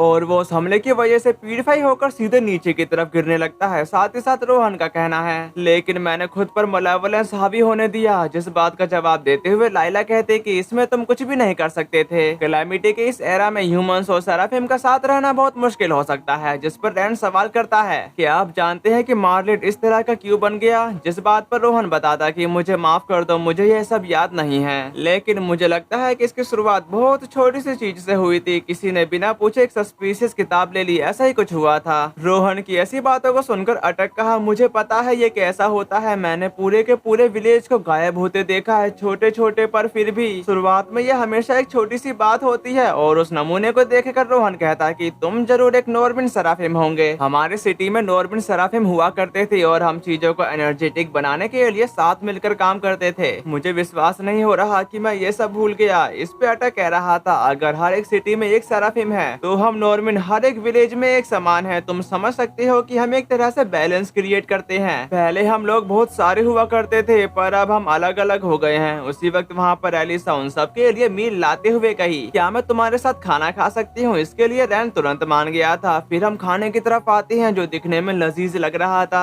तभी एलिसा रैन का शुक्रिया अदा करते हुए कहती है, कुओं का पानी बिल्कुल अलग है। उसकी ऐसी बातों को सुनकर रैन बता रहा था, लाइला के अनुसार पानी बारिश से आता है, फिर इसे पेड़ों और मिट्टियों द्वारा फिल्टर किया जाता है, पर प्यूरिफिकेशन का काम कंप्लीट होने में लगभग 1 साल का समय लगेगा। जो सब जानने के बाद एलिसा बताती कि मैं समझती हूँ पूरे इन्वायरमेंट को बैलेंस करना बहुत मुश्किल होगा। सेराफिम, मैं आपको धन्यवाद देना चाहती हूँ। सिटीजन आपका खुले दिल से स्वागत करते हैं। मुझे यकीन है कि वे आपके साथ रहना पसंद करेंगे। प्लीज हमें आपकी मदद देना जारी रखें। वैसे रोहन एक सेराफिम बन गया है। मेरे ख्याल से ड्रैक या ड्रैगन ऐसे होते हैं जिनको प्यूरिफाई करने के बाद सेराफिम बन जाते होंगे। तभी रैन सिटी की हालत के बारे में पूछता है, जिस बात पर एलिसा बताने लगी, अभी अभी लोगों की कंडीशन ठीक नहीं है, लेकिन लोग फिर से मुस्कुराने लगे हैं। मैं सोचती हूँ कि उम्मीद एक बड़ा फैक्टर है। इस पर रैन बताता कि क्या मैं कुछ और मदद कर सकता हूँ, पर एलिसा को पूरा यकीन था कि वो पहले से भी ज्यादा थक जाएगा। उन दोनों के आर्ग्यूमेंट को सुनकर एडेना मिकलियो से कहती है, क्या तुम ठीक हो? जिस पर एग्री करते हुए मिकलियो कहा, मैं ठीक हूँ और मुझ में काफी स्टेमिना है। दूसरी तरफ एलिसा रैन को बता रही थी, हमें सिटी को रीएस्टैब्लिश करने के लिए सप्लाईज मिलना शुरू हो गई है, क्या तुम इसे सुलझाने में हमारी मदद कर सकते हो? इसके बाद यहाँ से बाहर की तरफ आ गया था जहाँ पर रैन सप्लाईज को लोगों तक पहुँचाने में लगा होता है। दूसरी तरफ एलिसा अपने सोल्जर से कह रही थी, ये इमरजेंसी रूल सिटी के लोगों के बीच समान रूप से डिस्ट्रीब्यूट करने के लिए है। मैं ये बात भी क्लियर कर दूं कि जो भी इस सप्लाईज पर अपना अधिकार जताने की कोशिश करेगा, मैं उसे सख्त से सख्त सजा देने की कोशिश करूंगी। बस इतना ही, अब अपने अपने काम पर लग जाओ। नेक्स्ट सीन में एडेना बोले, प्रिंसेस को यह सब खुद करने की जरूरत नहीं है, पर मिकलियो को पता था एलिसा बिल्कुल ठीक कर रही है। जिसके बाद हमें करवा को देखते हैं, जिसके अंदर वही लड़की थी और इसका नाम रोज है, जो एलिसा से कह रही थी हम स्पैरो फेदर है जो लेडी लेक से फूड सप्लाई कर रहे हैं। उसी वक्त वहाँ पर रैन भी आ गया था। रैन को अपने सामने देखकर रोज रैन से कहती है, अरे काफी समय हो गया मिले हुए। जो देखकर एलिसा रैन से सवाल करती है, क्या तुम दोनों एक दूसरे को जानते हो? जिस बात का जवाब देते हुए रैन बताता कि हम लेडी लेक पर मिले थे। फिर रोज करवा से उतरते हुए कहती है, लगता है तुम एक लॉर्ड सेपरेट बन गए हो। क्या तुम्हें याद है मेरा तुम पर कर्जा है और तुम इसकी कीमत कैसे चुकाओगे? आखिरकार तुम एक लॉर्ड सेपरेट हो। उसकी ऐसी बातों को सुनकर रैन कहता है कि मैं सेपरेट हूँ, लेकिन इसका मतलब यह नहीं है कि मेरे पास पैसा है। इस बात पर रोज बताती है, खैर मुझे तुमसे ज्यादा उम्मीद भी नहीं है, लेकिन लगता है तुम्हारे दोस्त हैं। अरे तुम डर क्यों गई? मैं तो सिर्फ मजाक कर रही थी। वैसे तुम ये चीजें कहाँ रखवाना चाहती हो? जो सुनकर एलिसा उसको उस तरफ रखवाने को कह देती है। इसी के साथ रोज वहाँ से चली गई थी, पर जाते समय अभी भी उसका चेहरा पहले ही जैसे था। साथ ही साथ वहाँ पर माल्ट्रेन आते के साथ एलिसा से कहती है, सिल्लर तुमसे बात करना चाहते हैं। तभी एलिसा कही, क्या ये जरूरी है? जिस बात पर एग्री करते हुए गार्ड बताती है कि वह सुन सकते हैं कि रैन एक सेपरेट है और मेरा नाम सीलर है। पर एक बात का ध्यान रखना, शिल्लर और सीलर में डिफरेंस है। फिर सीलर का कहना है, मैं प्रिंसेस एलिसा की प्राइवेट राइडर्स में से एक हूँ और चांसलर बार्टोलो ने हमारे सैनिकों को ग्लेबेंड बेसिन तक मार्च करने का आदेश दिया है। अब इस जगह का जिक्र सुनकर एलिसा हैरान होते हुए कही, ये हमारे और रोलांस के बीच एक बफर जोन है। फिर यहाँ से एक अंधेरी जगह की तरफ आ गया था, जहाँ पर प्रिंसेस मैप खोलते हुए बताती है, मैं सिल्लर और बाकी लोगों को चीजों पर नजर रखने के लिए भेजा था, लेकिन मैंने नहीं सोचा था कि चीजें इतनी आगे बढ़ जाएंगी। तभी सीलर का कहना है, मैंने रूमर सुनी है कि हायर रैंकिंग के ऑफिसर को वार की तैयारी करने के लिए कहा गया है। वार का नाम सुनकर एलिसा पहले से भी ज्यादा परेशान हो चुकी थी। इस पर माल्ट्रेन कहती कि ऐसा लगता है कि तुम्हारे वहाँ से जाने के बाद उसे वह मिल गया जो वह चाहता था। वह तुम्हें बड़ी आसानी से किंगडम से बाहर भेज पाया और हाँ, हमारे पास सप्लाई बहुत कम है। तभी सीलर बता रही थी, जैसा कि हम बात कर रहे हैं तभी दूसरी लहर लेडी लेक से निकल रही है, जबकि एलिसा कहती है कि नहीं, मुझे जाकर उन्हें रोकना होगा। साथ ही साथ रैन भी उसके साथ जाने के लिए तैयार था। नेक्स्ट सीन में लाइला गुस्से में आगे बढ़ रही होती है। उसको इतना गुस्से में देखकर रैन उसे समझाते हुए बताता है, क्या हुआ लाइला, तुम ही थी जिन्होंने मुझे घूमने और अलग अलग चीजों को देखने के लिए कहा था। उसके इस जवाब पर लाइला कही, रैन तुम नहीं जानते कि एक इंसान के लिए मलेवलेंस से घिरना कैसा होता है। यह एक बैटलफील्ड है और वो आगे कुछ भी कह पाती। तभी उसको अपने पीछे वाली गली से मलेवलेंस फील होने लगा। उस मलेवलेंस को देखकर रैन समझ गया था कि यहाँ पर एक हेलियन है। फिर वो लोग उस गली के अंदर जाने लगे और वो लोग उस मलेवलेंस को फील करके हैरान हो गए थे। तभी इसका रीजन लाइला बताती कि इंसानों से पैदा हुआ मलेवलेंस ऐसा ही होता है। साथ ही साथ रैन बोला, यह भारी और किसी तरह का अपूर्त है। जिसके बाद वो लोग उस घर की तरफ आ गए थे जिसके अंदर से काफी ज्यादा मलेवलेंस अनलीश हो रहा था। तभी रैन उस घर का दरवाजा खोलने जाता है, लेकिन वो काफी घबरा रहा था। घर के अंदर की तरफ उसकी हालत काफी ज्यादा खराब थी। उसी वक्त उनको हेलियन मिल जाता है। उस हेलियन को देखकर रैन की आंखें फटी की फटी रह गई थी, क्योंकि वो एक इंसान है। जबकि लाइला का कहना है, एक नॉर्मल इंसान को भी वह इंसान नहीं लगता, तुम्हें भी यह देखना चाहिए उन ओरिजिनल ह्यूमन फॉर्म को। उसकी ऐसी बातों को सुनकर रैन को वो इंसान दिखने लगता है। साथ ही साथ वो उसे प्यूरिफाई करने के लिए उस पर अटैक कर चुका, पर उस अटैक की वजह से रैन को उस इंसान की यादें दिखाई देने लगी थी, जिसकी वजह से रैन उसको प्यूरिफाई करने से ही पहले गिर पड़ा। जो देखकर मिकलियो उसकी फिक्र करने लगता है। यहाँ तक कि हेलियन गेट तोड़ते हुए बाहर की तरफ भागने लगा। ये देखकर लाइला रैन से कहती कि तुम उस शैतान को सिटी में भागने नहीं दे सकते। उसकी ऐसी बातों को सुनकर रैन हेलियन की तरफ भागते हुए कहता है, मैं उसे वह मलेवलेंस फैलाने नहीं दे सकता। इसी के साथ उसने अपनी प्यूरिफाई फ्लेम से उस पर अटैक कर दिया था। उस अटैक की वजह से रैन को फिर से उसके विजन आने लगे। दूसरी तरफ वो हेलियन पूरी तरह से प्यूरिफाई हो जाता है, जिसके बाद मिकलियो रैन को संभालते हुए बोला, रैन क्या तुम ठीक हो? उसके इस बात का जवाब देते हुए रैन बताता कि मैंने कभी नहीं सोचा था कि एक ह्यूमन हेलियन को प्यूरिफाई करना इतना ज्यादा मुश्किल होगा। इस पे लाइला कहती है, किसी इंसान को प्यूरिफाई करने का मतलब है उस इंसान की बुरी यादों को सेफरेट के अंदर डालना। ये बात सुनकर एरिना का कहना है, सिर्फ तुम ही हो जो इसे एक्सेप्ट कर सकते हो और हम सेराफिम भी मदद कर सकते हैं, इसलिए सेफरेट हमेशा अकेला रहता है। तभी रैन वहाँ से जाते हुए कहता कि अभी ये सब खत्म नहीं हुआ है। नेक्स्ट सीन में वो सोल्जर वार की तैयारी करते हुए कह रहे थे,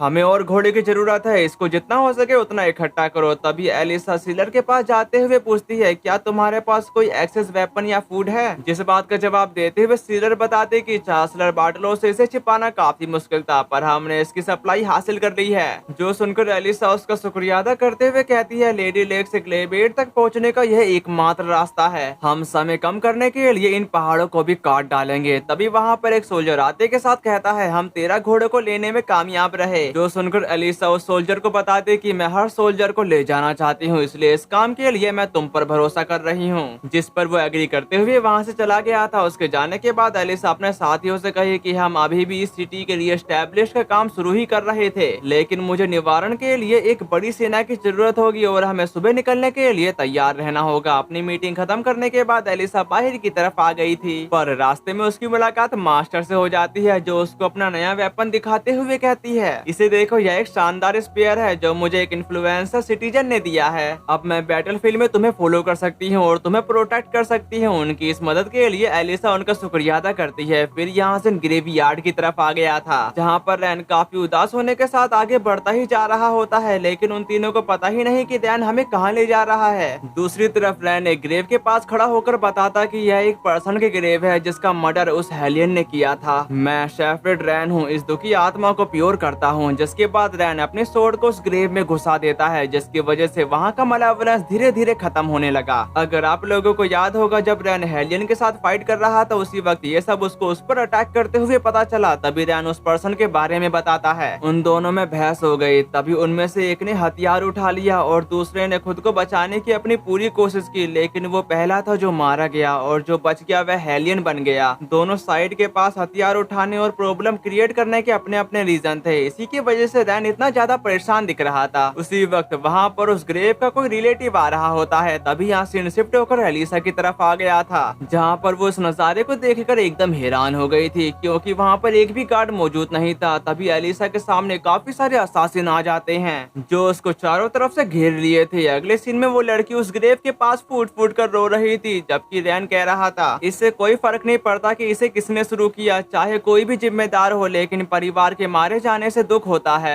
दुख से गणना पैदा होती है जो पूरे लैंड में फैल जाती है। और आगे की बात हमें लाइला से पता चलती है, यही वास्तव में मलेवोलेंस का कारण बन जाती है। नेक्स्ट सीन में उन असासिन के लीडर सामने आते हुए कह रहे थे, तुम में डर का कोई भी निशान नहीं दिख रहा, सच में तुम एक नॉर्मल प्रिंसेस नहीं हो। इस बात का जवाब देते हुए लाइला कही, काश मैं नॉर्मल प्रिंसेस बन पाती, लेकिन हम केओस के एरा में हैं और मैंने काफी कुछ देखा है। तभी एक असासिन ने उस पर अटैक कर दिया था, जो देखकर एलिसा अपना डैगर बाहर निकालते हुए उसके अटैक को ब्लॉक करते ही एक ही झटके में उसको हरा देती है। फिर वो उस पर अपना डैगर पॉइंट करते हुए कहती है, अगर तुम सच में ऐसा करना चाहती हो तो मेरे अपने प्लान हैं। तभी उनकी लीडर सवाल करती है कि तुम बैटलफील्ड में क्या करने का इरादा रखती हो। इस पे एलिसा बताती कि मैं वार को रोकने जा रही हूँ। उसकी ऐसी बातों को सुनकर असासिन बताते कि भले ही एनिमी तुम्हारे सामने हो और तुम चाहती हो कि तुम्हारे लोग पीछे हट जाएं, तो अपने हथियार डाल दो। वैसे क्या तुम सचमुच उन्हें ऐसा करने का आदेश दोगी? जिस पर एलिसा एग्री थी, जो सुनकर उनकी लीडर बताती कि तो क्या तुम सचमुच इस एक्सक्लूसिव डिफेंस को अपनाना चाहती हो? और तुम जानती हो कि इस एक्सक्लूसिव डिफेंस से जो पहले मरेगा वह कभी वापस नहीं आ पाएगा। जो कहते ही उसने काफी तेजी से एलिसा पर हमला करने की कोशिश की, पर एलिसा उसके इस घातक अटैक को ब्लॉक कर लेती है। जो देखकर असासिन भड़कते हुए कहने लगी थी, हम तुमको अपने आदर्शों के लिए लोगों को सेक्रीफाइस नहीं करने देंगे। उसकी ऐसी बातों को सुनकर एलिसा का कहना है, क्या इसलिए तुम मुझे टारगेट कर रही हो? इस पे असासिन काफी गुस्से में कहती है, हम इस पॉसिबिलिटी से इनकार नहीं कर सकते कि एक मौत नई नफरत को जन्म देगी। उसके इस जवाब पर एलिसा कही, तब मैं वह पहली मौत बनूंगी। उसके ऐसे जज्बे को देखकर असासिन पीछे हटते हुए बोली कि मैं यह नहीं समझ सकती कि तुम झूठ बोल रही हो, पर वो उसे कुछ ना करते हुए वहाँ से जाने लगी। उसको जाता देखकर एलिसा उससे कहती कि रुको, तुमने ये सब एक प्रिंसेस के साथ किया है तो तुम्हें अब तैयार रहना चाहिए। वैसे मैं चाहती हूँ कि तुम मेरे पीछे बैटलफील्ड में आओ और मेरे काम को विटनेस करो। तुमको एक क्लियर व्यू की जरूरत है। जो कहते ही एलिसा ने उस पर अटैक करते हुए उसका मास्क हटा दिया था। उसके चेहरे को देखकर एलिसा उसे पहचानते हुए बोली, हमें तुमसे फूड सप्लाई कराने की जरूरत है, क्या मैं तुमसे ऐसा करने को कह सकती हूँ? फिर हम उस लड़की को देखते हैं जो और कोई नहीं बल्कि वही लड़की थी। तभी वो लड़की बताती कि मुझे पता था कि तुम ब्रेव हो, लेकिन मैंने यह उम्मीद नहीं की थी कि तुम इतनी ब्रेव होगी। ठीक है, स्पैरो फेदर तुम्हारी रिक्वेस्ट को एक्सेप्ट करता है। तभी एलिसा का कहना है कि एक और बात, अगर मैं मर जाऊं जो माफी के काबिल नहीं है, फिर भी मुझे माफ कर देना। मैं नहीं चाहती कि लोगों को, बच्चों को नफरत विरासत में मिले। मैं एलिसा दिब्दा बदला लेने की सख्त मनाही करती हूँ। मैं चाहती हूँ कि तुम ये बात सबको बताओ। जो कहते ही वो वहाँ से जाने लगी। दूसरी तरफ वो लड़की भी वहाँ से जाते हुए कहती है, एलिसा दिब्दा, अगर तुम्हारी डेथ हो जाती है तो मैं तुम्हारी इच्छा और आकांक्षाओं को आगे बढ़ाने की शपथ लेती हूँ। उसकी ऐसी बातों को सुनकर एलिसा कही, हाँ, हमें अब तैयार रहना होगा। हम कल सुबह ग्लेपेंड के लिए रवाना होंगे। नेक्स्ट सीन में लाइला रैन से कह रही थी, प्यूरिफिकेशन का मतलब जानने के बाद भी क्या तुम बैटलफील्ड में जाना चाहते हो? इस पे रैन कहता है कि यही कारण है कि मुझे जरूर जाना चाहिए, एक सेपरेट के रूप में। और इसी के साथ हमारा ये वाला एपिसोड खत्म हुआ।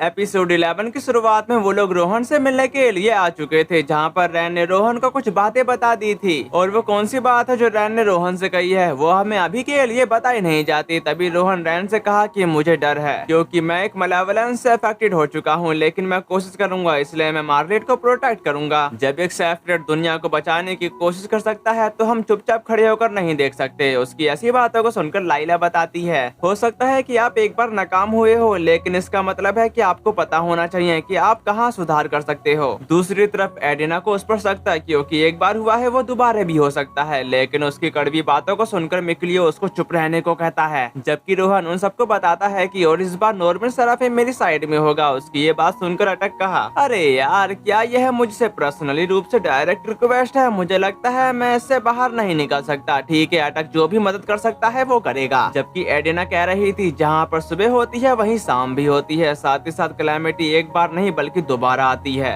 रैन उसकी ऐसी बातों को सुनकर उसे चुप रहने को कह रहा था, तभी वहाँ पर घोड़े पर सवार एलिसा उन सब के पास आते हुए कहती है, क्या तुम तैयार हो शेफ रेड? अगले सीन में वो लोग ग्लेवेंड के लिए रवाना हो चुके और उनके साथ काफी बड़ी सेना भी आ रही थी। तभी रास्ते में एलिशा का कहना है, हम ग्लेवेंड बेसिन की ओर बढ़ रहे हैं जो हाईलैंड और रोलांस के बॉर्डर पर है। हाईलैंड आर्मी रोलांस पर हमला करने के लिए इस ऑपरेशन बेस बनाने की अपनी पूरी कोशिश कर रही होगी। ज्यादातर 21,000 मेन पावर लाई जा सकेगी। इस बीच रोलांस आर्मी भी कोई कसर नहीं बरतेगी, पर मैं बाहर रोकने के लिए मार्लेट के बाहर और सैनिक के साथ उन पर हमला करूंगी। तभी मार्टिन एलिसा को बताती है, हम चांसलर के बारे में बात कर रहे हैं, इसलिए लेडी लेक तक जाने वाली सड़क पर कड़ी प्रोटेक्शन होगी। इस बात को समझते हुए एलिसा कहीं उस हालात में ग्लेवेंड की फोर्स का अनुमान लगाना नेचुरल होगा। इसके मुताबिक उनकी आर्मी 18,000 के आसपास होगी। जो सुनकर मार्टिन बताती कि जब बात अपनी प्रोटेक्शन की आती है तो वह कभी भी कोई कसर नहीं छोड़ता, पर फिर भी तुम्हारी आर्मी उनके मुकाबले काफी कम है। मार्टिन की बातों को सुनकर एलिसा का कहना है, समझो मास्टर मैं बैटल करने नहीं जा रही। इस पे मार्टिन उल्टा उसको समझाती कि तुम चाहती हो कि वार ना हो, पर आखिर तक आते आते बैटल जरूर शुरू होगी और ये बात तुम अच्छी तरह से जानती हो। उनके रास्ते की तरफ लैन आते के साथ प्रिंसेस को गुड लक कह रही होती है और सिलर काफी समय से हम मिले नहीं, हम जब अलग अलग रह रहे थे उस दौरान से तुम काफी कैमिनेन हो गई हो।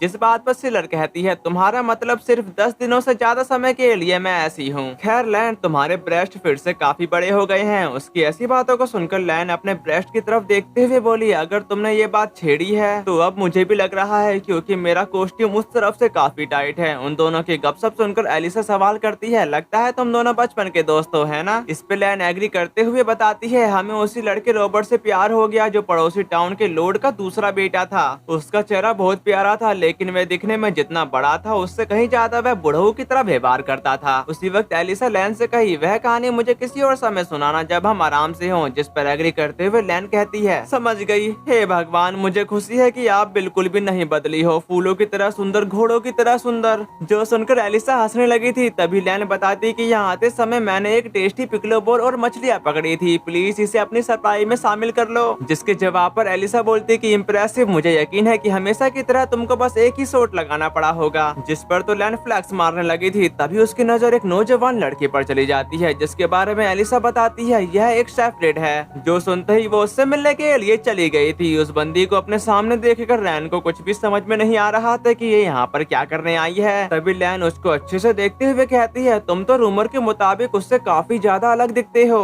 मैंने सुना है कि तुमको लेडी लेक में समन होते ही ड्रैगन को एक ही बारी में मार डाला, फिर उसे भूनकर पूरा खा गए। उसकी ऐसी बातों को सुनकर रैन हैरान हो गया था, क्योंकि उसको खुद नहीं पता कि मैंने ड्रैगन को मारकर कब खाया, पर ये लड़की मजाक करने में काफी आगे थी। साथ ही वो कहती है, तुम कितने बोल्ड हो, वैसे मैंने सोचा था कि तुम काफी रूड दिखते होंगे लॉर्ड सेफ्रेड, क्या मैं तुम्हारा हाथ पकड़ सकती हूँ? जो सुनकर रैन ने उसका हाथ पकड़ लिया था, जिसको फील करते हुए लैन कह रही थी, अब मैं ब्लेसिंग से भर गई हूँ, अब मैं ये हाथ कभी नहीं धोऊंगी। जबकि हमारा भोला भाला रैन को समझ में नहीं आ रहा था कि ये बंदी उस पर लाइन मार रही है, इसी वजह से इस बेचारे की कभी भी कोई गर्लफ्रेंड नहीं बनी। दूसरी तरफ एलिसा लैन से कहती है, वैसे क्या अब हम अपनी कहानी की बात कर सकते हैं? जिस पर लैन एग्री करते हुए बताती है, मैंने हाईलैंड छोड़ने वाले सैनिकों की संख्या पर रिसर्च की थी, पर चांसलर इतना ज्यादा कायर है कि वह खुद को डिफेंसलेस नहीं छोड़ सकता, पर उनकी फोर्सेस टोटल 20,000 है। जो सुनकर एलिसा पैनिक होने के साथ बताती कि मुझे लगा कि 18,000 होगी, लेकिन लगता है वो बैटल में कोई कसर नहीं छोड़ेगा। दूसरी तरफ रोज के बगल वाला पर्सन कह रहा था, क्या तुम इसके बारे में श्योर हो कि बिखरी हुई हड्डियों को इसमें मदद करनी चाहिए? उसके इस बात का जवाब देते हुए रोज कही, मैं और क्या कर सकती हूँ, लेकिन अब मैं पीछे नहीं हट सकती। उस प्रिंसेस का पीछा करने से मुझ में जोश भर गया है, और उसने यह भी कहा था कि वो वार रोकने के लिए अपनी जान जोखिम में डालने को तैयार है। इस पे वो आदमी बोलता, यह इम्प्रेसिव है, लेकिन उसके पास सिर्फ एक ही जिंदगी है। इसके बाद यासिन ग्लेवेड की तरफ आ गया था, जहाँ पर वार की तैयारी जोरों शोरों से चल रही थी। जहाँ पर एक मुस्टंडा कहता है, ये फोग काफी ज्यादा है, इसलिए हमारी आर्मी को पीछे लो, लगता है हेवन भी चाहता है कि हम ही जीतेंगे। अब तो ये सुनकर लॉर्ड चांसलर भी काफी खुश हो जाएंगे। जैसे ही दूसरी लहर आएगी, हम रोलांस पर अचानक हमला कर देंगे, उन्हें पता भी नहीं चलेगा कि उन्हें क्या चोट लगने वाली है। इसके बाद यासिन लेडी लेक की आर्मी की तरफ आ गया था, जहाँ पर वो सारे आराम कर रहे थे, जबकि एलिसा वहाँ पर ब्योरा ले रही होती है। तभी रैन उसे घूमता देखकर बोला, एलिसा तुम कहाँ जा रही हो? इस पे एलिसा बताती कि मैं थोड़ा पानी पीने के लिए जा रही हूँ। इसके बाद हम लेक का सीन देखते हैं, जहाँ पर रैन एलिसा से कह रहा था, ग्लेविन बेसिन नजदीक है ना? जल्दी ही यह बैटलफील्ड बन जाएगा, जहाँ पर लोग एक दूसरे को खुलेआम मार रहे हैं। ये इमेजिन करना भी काफी मुश्किल है। जिस बात पर एग्री करते हुए एलिसा बताती है, मैंने पहले भी छोटी लड़ाइयाँ देखी हैं, लेकिन इस स्केल पर नहीं। ये बात सुनकर एलन कहता है, अगर वार अभी तक शुरू नहीं हुआ है जैसा कि तुमने कहा तो मैं तुम्हारी मदद करूंगा, पर अगर वार शुरू हो चुका है। इस पे एलिसा बताती कि मुझे माफ कर दो कि मैंने तुमको मुझ पर नजर रखने को कहा। उसकी ऐसी बातों को सुनकर रैन इसका जिक्र ना करने को कहकर कहता है, मैं तुम्हें पसंद करता हूँ, लेकिन अगर वार शुरू हो चुका है तो मैं हाईलैंड की साइड नहीं दे सकता। बेशक यही बात रोलांस पर भी लागू होती है, पर शेफर्ड के रूप में मैं इस बार को रोकूंगा। मुझे अभी तक ठीक से नहीं पता है कि मैं ये कैसे करूंगा, लेकिन मैं वहाँ जाने से पहले तुमसे बात करना चाहता था। उसकी ऐसी बातों को सुनकर एलिसा उसका शुक्रिया अदा करने के बाद वहाँ से चली जाती है, जिसके जाने के बाद रैन के पीछे मिकलियो उसका ही इंतजार कर रहा था। तभी वहाँ पर उन दोनों का आर्ग्यूमेंट शुरू हो जाता है, जिसमें मिकलियो रैन से कहता कि हम ग्लेविड बेसिन नाम की जगह पर वार करने जा रहे हैं, है ना।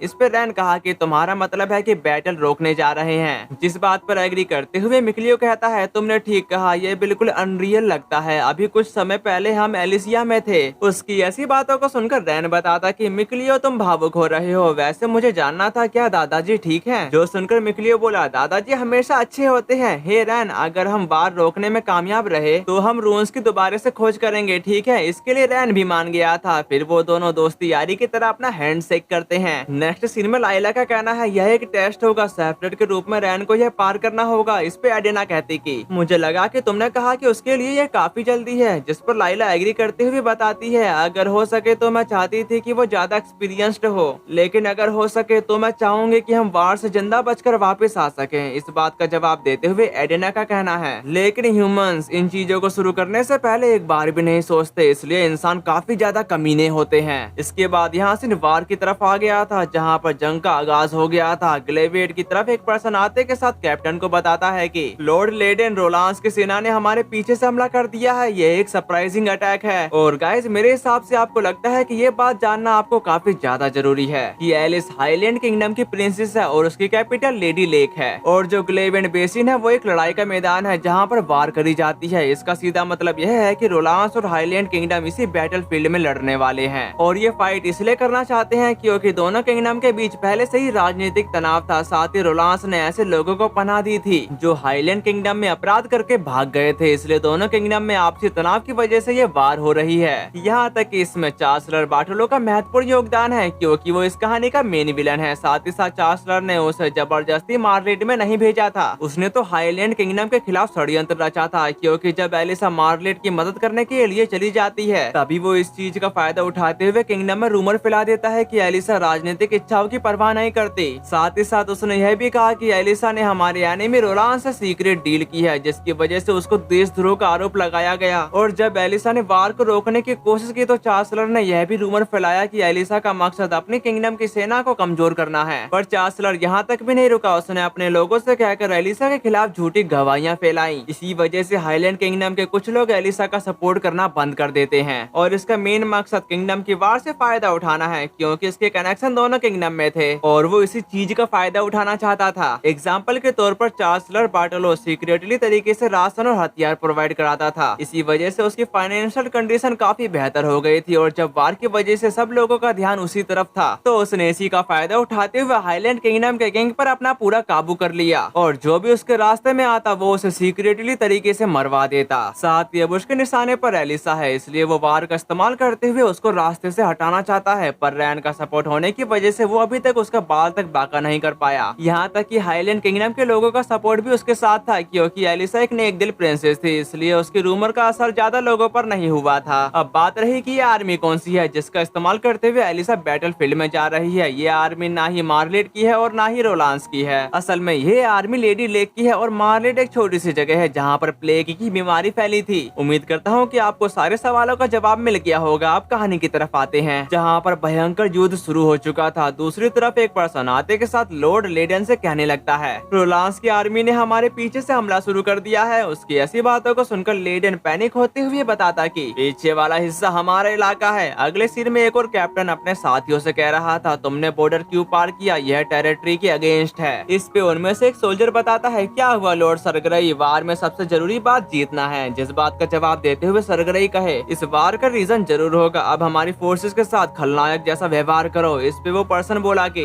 जब तक हम जीतते रहेंगे पॉलिटिशियन अपना मैजिक चलाते रहेंगे, और मेरे ख्याल ख्याल से मेरे को लगता है यह रोलांस की आर्मी का कैप्टन है। जबकि दूसरी तरफ रैन वहाँ के इस नजारे को देखकर कहता कि मैं यहाँ पर हर तरफ से मलेवोलेंस फील कर सकता हूँ, जिस बात पर माल्ट्रेन बताती कि हम वार को नहीं रोक पाएंगे, भले ही हम उनके बीच में आ जाएं। पर एलिसा उनको भरोसा दिलाते हुए कहती है मैं जनरल लेडन से बात करूंगी और उन्हें मना लूंगी। लेकिन रोज को पक्का यकीन था कि यह इतना आसान नहीं होने वाला। तभी रैन एलिसा को बताता कि मैं तुम्हें तुम्हारा काम करने देता हूँ और जो मैं कर सकता हूँ वो करूंगा। फिर हम रैन को देखते हैं जो बैटलफील्ड की तरफ पहुंच गया था, जहां पर रोलांस और हाईलैंड किंगडम की फोर्सेस आपस में भिड़ चुकी थी। और इस खौफनाक मंजर को देखकर रैन काफी हैरान हो जाता है। वार की वजह से वहां पर काफी सारे लोग मारे जा रहे थे, जिसकी वजह से वहां पर मलेवोलेंस बढ़ने लगा। उस मलेवोलेंस को देखकर लाइला कही नफरत, दर्द, गुस्सा हर जगह से हेलियन क्रिएट हो रहा है। पर रैन इसको और ज्यादा बढ़ने नहीं दे सकता था, इसलिए वो अपने साथियों के साथ मिलकर बैटलफील्ड में छलांग लगा देता है। नेक्स्ट सीन में लेडी लेक की आर्मी कहीं से होकर जनरल लेडन की तरफ बढ़ रही थी, पर अचानक से उन पर तीरों की बारिश होने लगती है,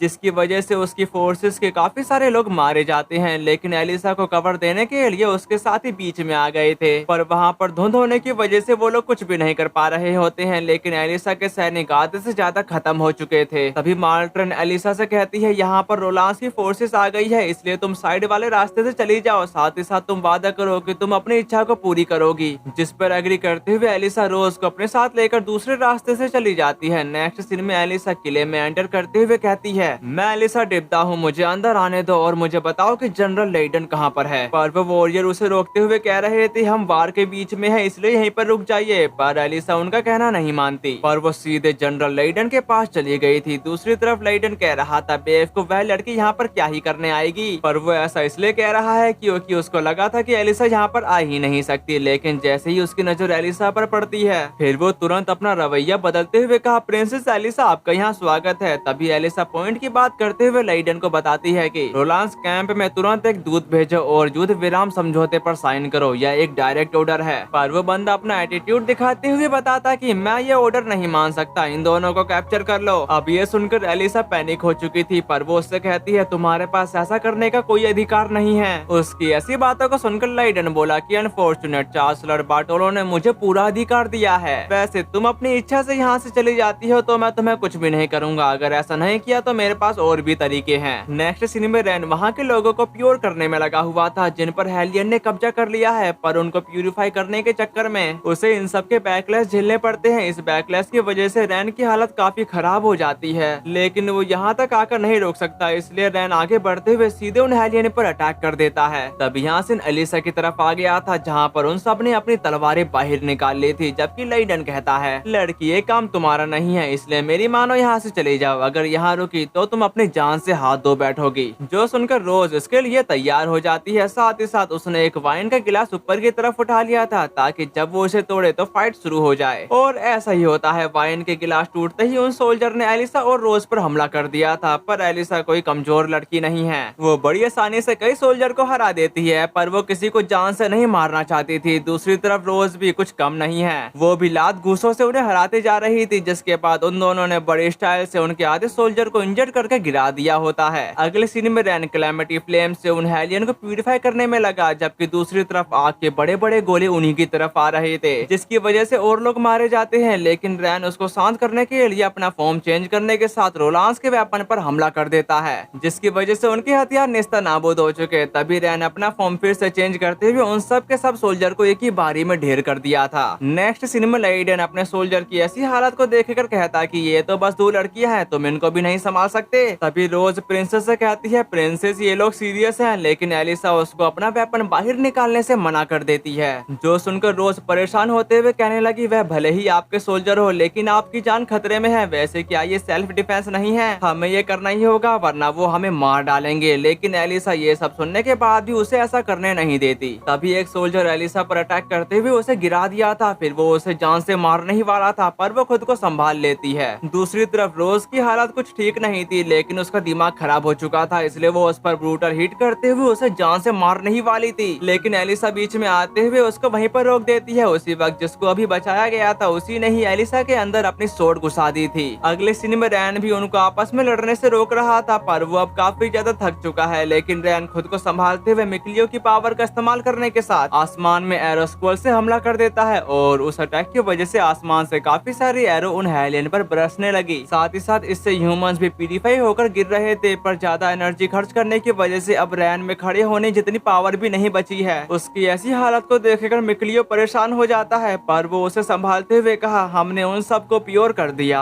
आखिरकार हमने वार खत्म कर दी। उसी वक्त रैन का दिल जोर से धड़कता है। फिर वो बोला, यह नहीं हो सकता। ये कहते ही वो तुरंत भागकर कहीं जाने लगा, पर हालत खराब होने की वजह से उसमें स्ट्रेंथ ना के बराबर थी, पर वो फिर भी आगे बढ़ रहा था। और वो आगे बढ़ते हुए दूसरी तरफ आ गया, जहाँ पर बड़े ही खौफनाक तरीके से फाइट चल रही थी। अब ये देखकर रैन के होश उड़ चुके थे। तभी यासिन एलिसा की तरफ आ गया था, जिसकी हालत धीरे धीरे खराब होती जा रही थी, जो देखकर लेइडन काफी खुश हो जाता है, जबकि रोज भड़कते हुए कहती है, क्या तुम समझते हो कि तुमने ये क्या किया? पर एलिसा उसे समझाते हुए बताती है, मैं ठीक हूँ, यह कुछ भी नहीं है, और तुम अपनी सोर्ड को साफ कर लो, क्योंकि तुम यह नहीं चाहोगे कि उसमें जंग लग जाए। पर वो बंदा अपनी सोर्ड को वहीं पर फेंक कर वहाँ से भाग गया था। जबकि वो सैनिक रुकने का नाम नहीं ले रहे थे। उनको अपनी तरफ बढ़ता देखकर रोज अपना डैगर उनकी तरफ पॉइंट कर देती है। तभी वहाँ पर एक जोर का तूफान आते के साथ उन सबकी फाड़ कर रख देता है। इस तूफान को देखकर रोज समझ नहीं पा रही थी कि ये काम किसने किया, जबकि एलिसा सोचते हुए कही, ये फोर्स सेराफिम की है। तभी हम उनके ऊपर विंड सेराफिम को देखते हैं। इसके बाद यहाँ से शिफ्ट होकर वार की तरफ आ गया था, जहाँ पर एक खूब बड़ा हेलियन उन्हीं की तरफ आ रहा होता है। पर एरेना वहाँ के मलेवलेंस को देखकर बता रही थी, ये डोमेन हमारे द्वारा अब तक हासिल किसी भी चीज से भी बदतर है। तभी रैन उसे गौर से देखते हुए पैनिक होने के साथ कहता है कि वह एक ह्यूमन हेलियन है। क्या सच में वो एक ह्यूमन है? लेकिन मैं ह्यूमन फॉर्म नहीं देख पा रहा। ऐसा क्यों? पर रुको, वह जरूर ही लॉर्ड ऑफ कैलेमिटी होगा। और इसी के साथ हमारा ये अमेजिंग सा एपिसोड खत्म होता है।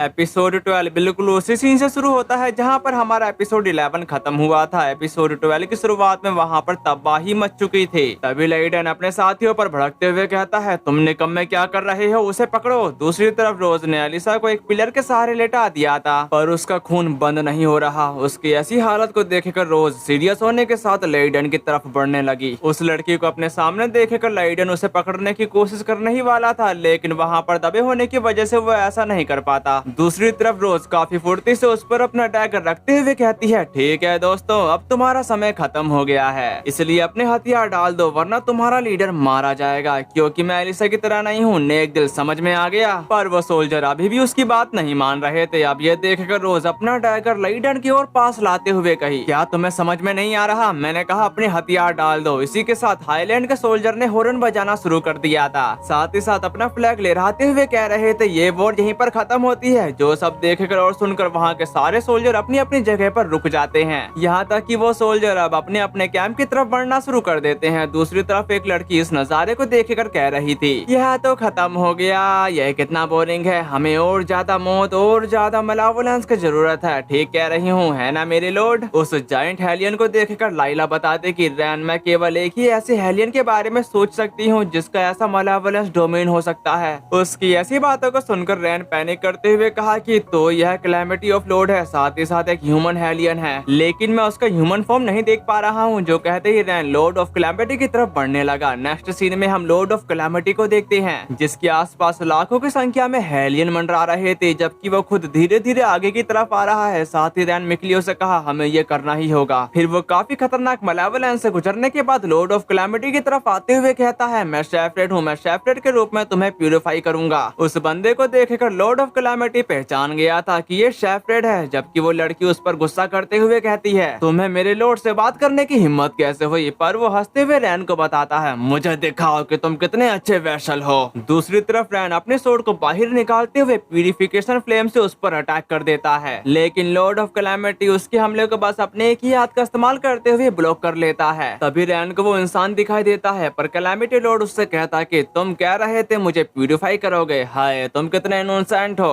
जो कहते ही उसने एक ही ब्लो में उसको दूर फेंक दिया था, जिसकी वजह से उसकी हालत पहले से भी ज्यादा खराब हो जाती है। पर उसको बचाने के लिए उसके दोस्त सामने आ गए थे। पर कैलेमिटी लॉर्ड कहता है, लगता है उसे पता नहीं था कि एक और शेफरेड आ गया है। वैसे क्या तुम डरे हुए हो मौत के स्टैंड अप को देखकर? उसकी ऐसी बातों को सुनकर रैन को उस पर काफी ज्यादा गुस्सा आ रहा था, इसलिए वो खुद को संभालते हुए ट्रांसफॉर्म होने के साथ कैलेमिटी लॉर्ड पर काफी खतरनाक अटैक कर देता है। लेकिन वो एक बैरियर क्रिएट करते हुए उस अटैक से बच जाता है, जो देखकर रैन मिक्लियो की पावर का इस्तेमाल करते हुए तुरंत अपनी एरो से उस पर हमला कर चुका, लेकिन उसको कैलेमिटी लॉर्ड अपने एक ही हाथ से मिटा देता है। जबकि रैन यहाँ तक नहीं रुकता, उसने फिर से खुद को ट्रांसफॉर्म करते हुए अर्थ मैजिक से उस पर अटैक कर दिया था, जो देखकर कैलेमिटी लॉर्ड अपने एक ही अटैक से उसके हमले को डिस्ट्रॉय करने के साथ रैन को भी इंजर्ड कर देता है, जिसकी वजह से उसका ट्रांसफॉर्मेशन वहीं पर खत्म हो गया था। साथ ही उसके साथी भी बुरी तरह से घायल थे।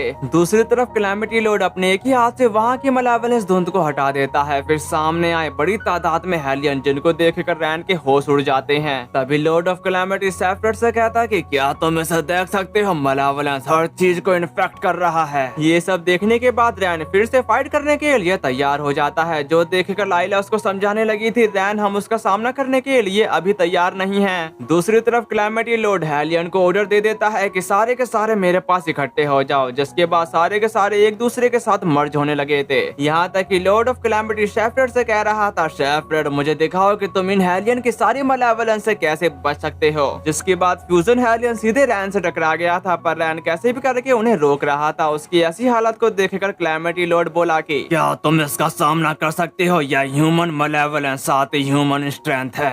दूसरी तरफ रैन उसकी बातों से पक चुका था, इसलिए वो काफी गुस्से में आते हुए उस फ्यूजन को खत्म कर देता है। तभी कैलेमिटी लॉर्ड कहता है, तुम ह्यूमंस को प्यूरिफाई करने वाले हो है ना, पर तुम पर ह्यूमन से जनरेट हुई मलावलेंस द्वारा हमला किया जा रहा है। यह अनफेयर है ना, और तुम देखना कि यह कितना आरामदायक होगा। पर रैन हेलियन का सामना करते हुए काफी एग्जॉस्ट हो गया था। साथ ही साथ वो उसको बताता कि मेरे पर विश्वास रखो, मैं एक दिन वर्ल्ड को प्योर कर दूंगा। उसकी ऐसी बातों को सुनकर लॉर्ड ऑफ कैलेमिटी कहने लगा, जब तक इंसान जिंदा है मलावलेंस लिमिटलेस है और इसका कोई एंड नहीं है। इस पे रैन बोला कि मुझे अभी भी विश्वास है, एक दिन इंसान और सेराफिम एक साथ खुशी से रहेंगे। जिसके बाद वो जोर से चिल्लाते हुए अपने सामने की तरफ आ रहे हेलियन को एक ही झटके में प्यूरिफाई कर देता है, और बाकी बचे हेलियन को उसके दोस्त संभाल रहे थे। अगले सीन में एलिसा की कंडीशन काफी खराब होती जा रही थी, जबकि उसके साथी उसे जगाने की अपनी पूरी कोशिश कर रहे थे। तभी मार्ट्रेन इमोशनल होने के साथ कही, खून बहना बंद नहीं हो रहा, हमें डॉक्टर की जरूरत है। जिस बात का जवाब देते हुए शेलर कहती है कि वे रास्ते में होंगे, मैं जाकर देखती हूँ। जो कहने के बाद शेलर डॉक्टर के तलाश में चली गई थी। तभी एलिसा को होश आ जाता है और वो अपने मास्टर से पूरी कोशिश करते हुए कह रही थी, मास्टर क्या वार खत्म हो गई। जिस पर मार्ट्रेन बताती कि हाँ ये सब रुक गया है, अब सब ठीक है। जो सब सुनने के बाद एलिसा फिर से बेहोश हो चुकी। उसकी ऐसी हालत रोज को देखी नहीं जा रही थी, इसलिए वो रैन के पास जाते हुए कहती है, मैं प्रिंसेस को मरने नहीं दे सकती, मैं रैन को ढूंढ कर लाऊंगी। फिर वो उन लाशों से गुजरने के बाद एक घोड़ा लेकर उसकी तरफ जितना तेजी से हो सके उतनी तेजी से रैन की तरफ जा रही थी। नेक्स्ट सीन में एक अजीब सा क्रिएचर वहाँ के इस मंजर को देखकर कहता कि वो तो अभी भी जिंदा है, अगर प्रिंसेस मर गई तो मैं आगे क्या खेलूंगा। लेकिन सीरियसली से कहूँ तो यह मलावलेंस मेरे लिए भी काफी भारी है। उसी वक्त उसको किसी के आने का सेंस हो जाता है, जिसके बाद वो क्रिएचर उनसे छिपने के लिए चट्टानों की तरफ आ गया। तभी वहाँ पर रोलांस का कैप्टन अपने 2 सोल्जर के साथ आ गया था। तभी वो उन लोगों को देखकर कहता है, ये जिंदा है और ये क्या हो रहा है, हाईलैंड के सोल्जर भी जिंदा है, तुरंत डॉक्टरों को बुलाओ। जो सुनकर वो दोनों वहाँ से चले गए थे। उनके जाने के बाद सरगई कहा, ये दुनिया कहाँ जा रही है। इसके बाद यहाँ से रैन की तरफ आ गया था, जो अभी भी हेलियन का सफाया करने में लगा होता है। जबकि वो लड़की रैन से कह रही थी, क्या तुम मेरे लॉर्ड को हराना चाहती हो? खैर उससे पहले तुमको उसके सर्वेंट को हराना होगा। इसी के साथ कैलेमिटी लॉर्ड का कहना है, इंसानों मलावलेंस की पावर को फील करो, उनके पास लिमिटलेस है। अब चलो सीमोन, हम घर जा रहे हैं। उसकी ऐसी बातों को सुनकर सीमोन सवाल करती है, क्या तुम श्योर हो? उसकी इस बात का जवाब देते हुए कैलेमिटी लॉर्ड का कहना है, शेफरेड को सरवाइव करना होगा। जब वो इंसानों की उम्मीद बन जाएगा तब मैं उसे कुचल दूंगा। इससे सभी जिंदा इंसानों में घोर मलावलेंस पैदा होगा। जो कहते ही वो दोनों वहाँ से चले गए थे। दूसरी तरफ रैन की हालत पहले से भी ज्यादा खराब हो जाती है, पर मिक्लियो उसे संभालते हुए खुद हेलियन का सामना करते हुए कहता कि मैं रैन को सारा काम अकेले नहीं करने दे सकता। हम सेराफिम वह सब नहीं कर सकते जो सेफरेड कर सकता है। साथ ही साथ एडेना भी उसका साथ देते हुए बताती है, लेकिन हम उन्हें तीतर भीतर कर सकते हैं। उसी वक्त कुछ और हेलियन उन पर हमला करने ही वाले थे, पर लाइला आते के साथ उनका काम तमाम कर देती है। अगले सीन में रोज अभी भी रैन की तरफ ही बढ़ रही थी। तभी विंड सेराफिम मुझसे पूछता है, तुम कहाँ जा रही हो? इस पे वो बताती कि साउथ की तरफ। जो सुनकर विंड सेराफिम कहा, तुम रैन को ढूंढना चाहती हो है ना, तो फिर चुप रहो और मेरी डायरेक्शन को फॉलो करो। क्या तुम इसके लिए तैयार हो? उसकी ऐसी बातों को सुनकर रोज इसके लिए मान गई थी। ये बात सुनकर विंड सेराफिम काफी खुश होते हुए कहता है, साउथ की ओर जाओ, दूर छोर पर उस चट्टान के साथ। पर यह मलावलेंस क्या है? ऐसा लगता है जैसे दुनिया भर का सारा मलावलेंस वहाँ इकट्ठा हो गया है। तभी यहाँ सीन शिफ्ट होकर मलावलेंस वाली जगह की तरफ आ गया था, था, जहाँ पर रैन बिना रुके उन्हें प्यूरिफाई करने में लगा था। इतने सारे एलियन को प्यूरिफाई करने के चक्कर में वो धीरे धीरे कमजोर पड़ने लगा था। तभी पीछे से मिक्लियो कहता है, लगता है जैसे यह खत्म हो गया। साथ ही साथ वहाँ पर रोज भी आ गई थी, लेकिन एक एलियन बच गया था जो सीधे रैन की तरफ ही बढ़ रहा होता है। जो देखकर विंड सेराफिम तुरंत घोड़े से उतरते हुए अपने चैन का इस्तेमाल करते हुए उस एलियन को वहीं पर फंसा चुका और आगे का काम रैन संभाल लेता है। जिसके बाद विंड सेराफिम कहने लगा, यहाँ मत मरो, मुझे तुमसे काफी उम्मीदें हैं। इसके बाद यहाँ से एलिसा की तरफ आ गया था, जहाँ पर उसका इलाज हो चुका था। साथ ही साथ रैन उसका ख्याल रख रहा था, पर वो उसकी ऐसी हालत को देखकर काफी परेशान हो जाता है। फिर हमें एक लड़की बताती कि मैं पीछे मुड़कर देख रही थी, जब मैं पहली बार तुमसे मिली थी तब मैंने सोचा था कि तुम एक शेफरेड हो। जब हम अलग हुए थे तब मैंने तुमसे कहा था कि तुम एक अमेजिंग शेफरेड बनोगे, और फेस्टिवल पर जब तुम शेफरेड बने मुझे वह अभी भी अच्छी तरह से याद है, जब तुमने मुझे बताया था कि तुम्हारा सपना इंसानों और सेराफिम को एक साथ खुशी से रहने देना है। इस बात ने मुझे फिर से कंफर्म करने पर मजबूर कर दिया। मुझे लगता है कि लेजेंड शेफरेड तुम जैसा ही कोई था रैन, और मुझे खुशी है कि वह तुम थे। एलिसा की मन की बात रैन तो नहीं सुन पाया, पर वो उसे होश में देखकर काफी खुश हो गया था। साथ ही वो बताता कि मुझे भी खुशी है कि यह तुम थी एलिसा, मुझे खुशी है कि मैं जिस पहले इंसान से मिला वो तुम ही थी। शायद यही कारण था कि मैं अपने सपने पर विश्वास रख पाया। उसकी ऐसी बातों को सुनकर एलिसा कहती है, फ्रंट लाइन में फाइट जरूरी है, लेकिन मेरा रोल पॉलिटिशियन की दुनिया में लड़ने का है और वार रोकने का है, साथ ही साथ ज्यादा खून बहने से रोकने के लिए। उसकी ऐसी बातों को सुनकर रैन कहा कि मैं तुम्हारी मदद करना चाहता हूँ। इस पे एलिसा बोलती कि लेकिन क्या ये तुम पर बोझ नहीं होगा? जिस बात पर रैन उसको समझाते हुए बताता है कि चिंता मत करो, क्योंकि मैं और भी ज्यादा स्ट्रॉन्ग बनने वाला हूँ। ये बात सुनकर एलिसा कहती है, ठीक है, मैं भी यही चाहती हूँ, क्या तुम मुझे खुद के मुताबिक बनाओगे? उसकी इस बात पर एग्री करते हुए रैन बोला कि इसके लिए तुम्हें कुछ करना होगा, जिस पर एलिसा भी एग्री थी। तभी लाइला उन दोनों का कॉन्ट्रैक्ट जारी करते हुए रैन से कहती है, मेरे स्पेल के बाद एलिसा को एंशिएंट लैंग्वेज में एक ट्रू नेम दो।